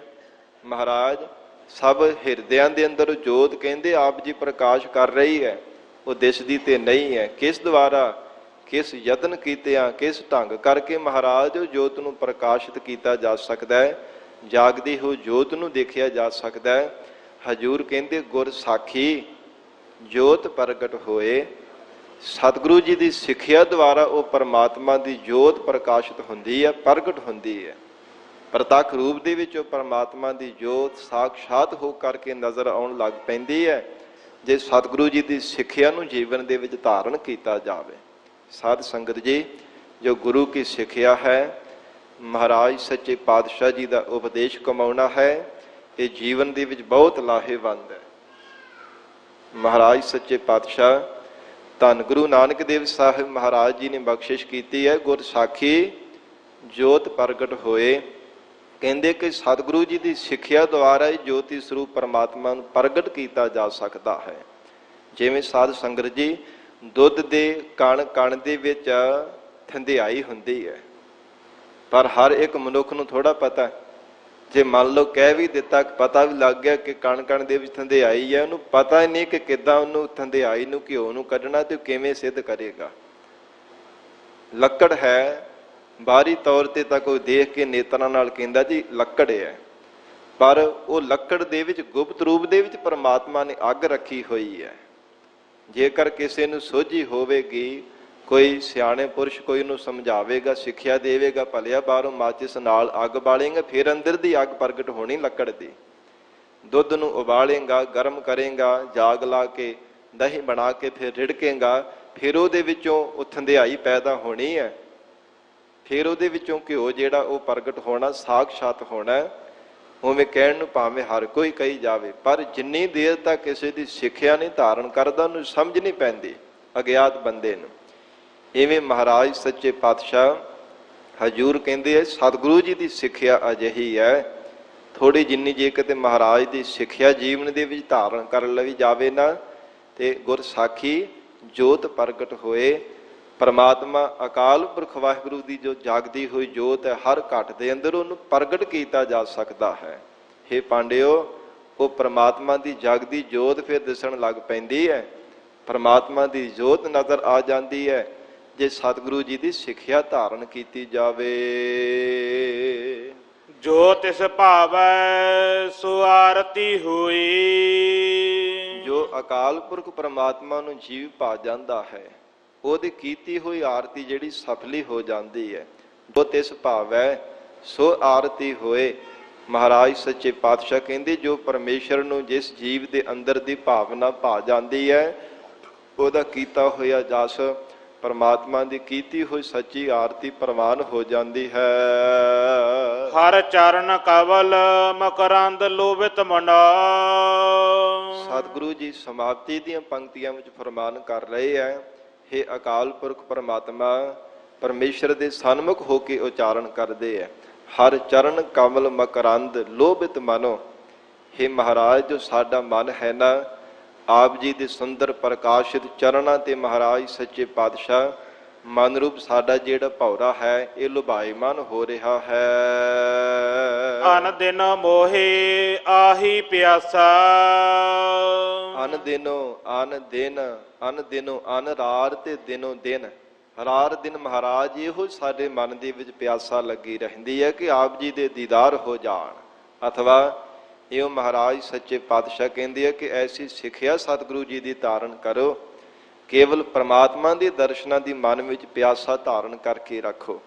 ਜਿਵੇਂ ਹਜੂਰ ਦੇ ਗੁਰਬਾਣੀ ਵਿੱਚ ਹੋਰ ਵੀ ਬਚਨ ਆਉਂਦੇ ਆ ਨਾ, ਜਗਿਆਸੂ ਪਪੀਹੇ ਦੀ ਤਰ੍ਹਾਂ ਬਾਰ-ਬਾਰ ਪੀਊ ਪੀਊ ਪੁਕਾਰ ਕੇ ਬੇਨਤੀਆਂ ਕਰਦਾ ਹੈ। ਹੇ ਮਹਾਰਾਜ, ਆਸ ਪਿਆਸੀ ਪਿਰ ਕਹਿ ਤਾਈ ਜਿਉ ਚਾਤਰਿਕ ਬੂੰਦੇਰੇ, ਕਹੋ ਨਾਨਕ ਜੀਅੜਾ ਬਲਿਹਾਰੀ, ਦੇਹੋ ਦਰਸ ਪ੍ਰਭ ਮੇਰੇ। ਹੇ ਪ੍ਰਭੂ ਜੀ, ਆਪ ਜੀ ਦੇ ਦਰਸ਼ਨਾਂ ਰੂਪ ਪਿਆਸ ਮਹਾਰਾਜ ਸੱਚੇ ਪਾਤਸ਼ਾਹ ਦਰਸ਼ਨਾਂ ਦੀ ਸਵਾਂਤੀ ਬੂੰਦ ਦੀ ਸਾਡੇ ਮਨ ਵਿੱਚ ਪਿਆਸਾ ਹੈ। ਪਪੀਹੇ ਦੀ ਤਰ੍ਹਾਂ ਬਾਰ-ਬਾਰ ਜਗਿਆਸੂ ਪੀਊ ਪੀਊ ਕਰਕੇ ਮੁਖ ਤੋਂ ਵਾਹਿਗੁਰੂ ਵਾਹਿਗੁਰੂ ਕਰਕੇ ਉਚਾਰਨ ਕਰਦਾ ਹੈ। ਪਰਮਾਤਮਾ ਦੇ ਗੁਣ ਗਾਉਣ ਰੂਪੀ ਬਾਰ-ਬਾਰ ਪਰਮੇਸ਼ਰ ਦੇ ਚਰਨਾਂ ਵਿੱਚ ਪੁਕਾਰਾਂ ਕਰਦਾ ਹੈ। ਇਸ ਪ੍ਰਕਾਰ ਹਜੂਰ ਕਹਿੰਦੇ ਹਰ ਚਰਨ ਕਵਲ ਮਕਰੰਦ ਲੋਭਿਤ ਮਨੋ, ਅਨਦਿਨੋ ਮੋਹੇ ਆਹੀ ਪਿਆਸਾ। ਆਹੀ ਇਹੋ ਹੀ ਮਹਾਰਾਜ ਸਾਡੇ ਮਨ ਦੀ ਪਿਆਸਾ ਹੈ। ਇਹ ਪਰਮਾਤਮਾ ਸਾਡਾ ਮਨ ਰੂਪੀ ਭੌਰਾ ਆਪ ਜੀ ਦੇ ਮਹਾਰਾਜ ਚਰਨਾਂ ਤੇ ਲੁਭਾਈਮਾਨ ਹੋ ਗਿਆ ਹੈ। ਕੇਵਲ ਆਪ ਜੀ ਦੇ ਦਰਸ਼ਨਾਂ ਦੀ ਪਿਆਸ ਹੀ ਲੋਚਦਾ ਹੈ। ਕਿਰਪਾ ਜਲ ਦੇਹ ਨਾਨਕ ਸਾਰੰਗ ਕੋ। ਸਤਿਗੁਰੂ ਧੰਨ ਗੁਰੂ ਨਾਨਕ ਦੇਵ ਸਾਹਿਬ ਮਹਾਰਾਜ ਸੱਚੇ ਪਾਤਸ਼ਾਹ ਫਰਮਾਉਂਦੇ ਹੈ, ਅਕਾਲ ਪੁਰਖ ਵਾਹਿਗੁਰੂ ਦੇ ਚਰਨਾਂ ਵਿੱਚ ਸਨਮੁਖ ਹੋ ਕਰਕੇ ਜੋਦੜੀਆਂ ਕਰੀਏ। ਕਿਰਪਾ ਜਲ ਦੇਹ ਨਾਨਕ ਸਾਰੰਗ ਕਉ। ਹੇ ਮਹਾਰਾਜ, ਆਪਣਾ ਨਾਮ ਰੂਪੀ ਜਲ ਬਖਸ਼ੋ, ਅਥਵਾ ਪ੍ਰੇਮ ਰੂਪੀ ਜਲ, ਵੈਰਾਗ ਰੂਪੀ ਜਲ ਮਹਾਰਾਜ ਸਾਡੇ ਹਿਰਦੇ ਅੰਦਰ ਬਖਸ਼ ਦੇਣਾ ਕਰੋ। ਹੋਏ ਜਾਤੀ ਤੇਰਾ ਨਾਏ ਵਾਸਾ, ਜਿਸ ਕਰਕੇ ਪਰਮਾਤਮਾ ਨਾਏ ਆਪ ਜੀ ਦੇ ਸਰੂਪ ਦੇ ਵਿੱਚ ਸਾਡਾ ਨਿਵਾਸ ਹੋ ਜਾ ਕਰਕੇ ਮਹਾਰਾਜ ਆਪ ਜੀ ਦੇ ਸਰੂਪ ਦੀ ਅਭੇਰਤਾ ਮਿਲ ਜਾਵੇ। ਐਸਾ ਪ੍ਰੇਮ ਰੂਪੀ ਅਥਵਾ ਵੈਰਾਗ ਰੂਪੀ ਜਲ ਮਹਾਰਾਜ ਸਾਨੂੰ ਬਖਸ਼ੋ। ਕਿਉਂਕਿ ਜਿੰਨੀ ਦੇਰ ਤੱਕ ਹਿਰਦਾ ਵੈਰਾਗਵਾਨ ਨਹੀਂ ਹੁੰਦਾ, ਉਨੀ ਦੇਰ ਤੱਕ ਸੰਸਾਰ ਦੀ ਥੋੜੀ ਤੋਂ ਥੋੜੀ ਮੋਹ ਮਮਤਾ ਜਾਂ ਹੰਕਾਰ ਲੱਗਾ ਹੀ ਰਹਿੰਦਾ ਹੈ। ਚਾਹੇ ਉਹ ਪ੍ਰਤੱਖ ਮਾਇਆ ਦਾ ਹੋਵੇ, ਚਾਹੇ ਜੜ ਮਾਇਆ ਦਾ, ਚਾਹੇ ਚੇਤਨ ਮਾਇਆ ਦਾ ਹੋਵੇ। ਜਿੰਨੀ ਦੇਰ ਤੱਕ ਸੰਸਾਰ ਨੂੰ ਔਰ ਸੰਸਾਰ ਦੇ ਤਿੰਨਾਂ ਲੋਕਾਂ ਨੂੰ ਮਿਥਿਆ ਹੋਇਆ ਨਹੀਂ ਜਾਣਦਾ, ਜਿੰਨੀ ਦੇਰ ਤੱਕ ਹਿਰਦੇ ਅੰਦਰ ਵੈਰਾਗ ਨਹੀਂ ਪੈਦਾ ਹੁੰਦਾ, ਭਾਵ ਸੰਸਾਰ ਤੋਂ ਲੈ ਕੇ ਬ੍ਰਹਮ ਲੋਕ ਤੱਕ ਜਿਤਨੇ ਵੀ ਮਾਇਆ ਦੇ ਸੁੱਖ ਹੈ, ਇਹ ਸਭ ਨੂੰ ਕਾਂ ਦੀ ਵਿਸ਼ਟਾ ਦੀ ਤਰ੍ਹਾਂ, ਗੰਦਗੀ ਦੀ ਤਰ੍ਹਾਂ ਨਹੀਂ ਨਾ ਜਾਣਦਾ, ਓਨੀ ਦੇਰ ਤੱਕ ਮਹਾਰਾਜ ਕਹਿੰਦੇ ਪਰਮੇਸ਼ਰ ਦਾ, ਅਕਾਲ ਪੁਰਖ ਵਾਹਿਗੁਰੂ ਦਾ ਸਰੂਪ ਨਹੀਂ ਹੋਇਆ ਜਾਂਦਾ। ਵੈਰਾਗੀ ਅਸਲ ਵਿੱਚ ਉਸੇ ਨੂੰ ਹੀ ਆਖਿਆ ਜਾਂਦਾ ਹੈ ਜੋ ਸੰਸਾਰ ਭਰ ਦੇ ਸਭ ਸੁੱਖਾਂ ਨੂੰ ਤਿਆਗ ਦਿੰਦਾ ਹੈ। ਹਿਰਦੇ ਕਰਕੇ ਕੋਈ ਵੀ ਖਿੱਚ ਨਹੀਂ ਹੁੰਦੀ ਮਨ ਦੇ ਅੰਦਰ।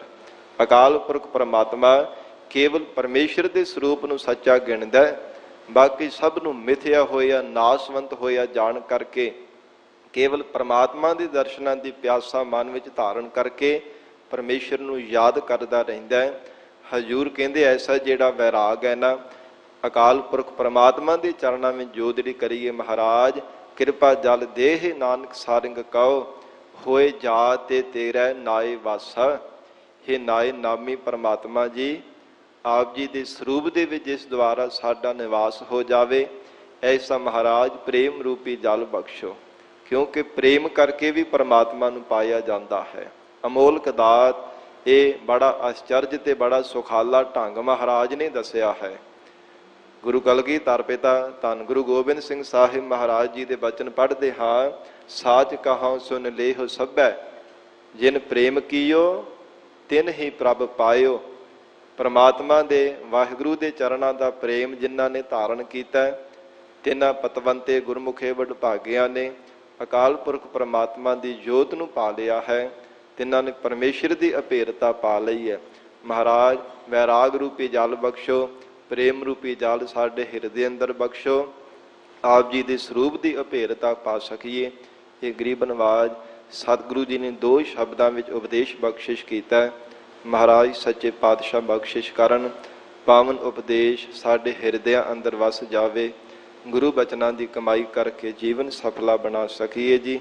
ਪਾਵਨ ਬਾਣੀ ਦੀ ਵਿਚਾਰ ਕਰਦਿਆਂ ਬੇਅੰਤ ਭੁੱਲਾਂ ਹੋ ਜਾਣੀਆਂ ਸੁਭਾਵਿਕ ਹਨ। ਧੰਨ ਸ੍ਰੀ ਗੁਰੂ ਗ੍ਰੰਥ ਸਾਹਿਬ ਸੱਚੇ ਪਾਤਸ਼ਾਹ ਆਪ ਸੰਗਤ ਬਖਸ਼ਣਹਾਰ ਹੋ। ਅਗਾਹ ਵਾਸਤੇ ਅਸੀਸ ਪਿਆਰ ਬਖਸ਼ਿਸ਼ ਕਰਨਾ ਜੀ। ਦੇਹੋ ਸੱਜਣ ਅਸੀਸੜੀਆ, ਜਿਉ ਹੋਵੈ ਸਾਹਿਬ ਸਿਓ ਮੇਲ।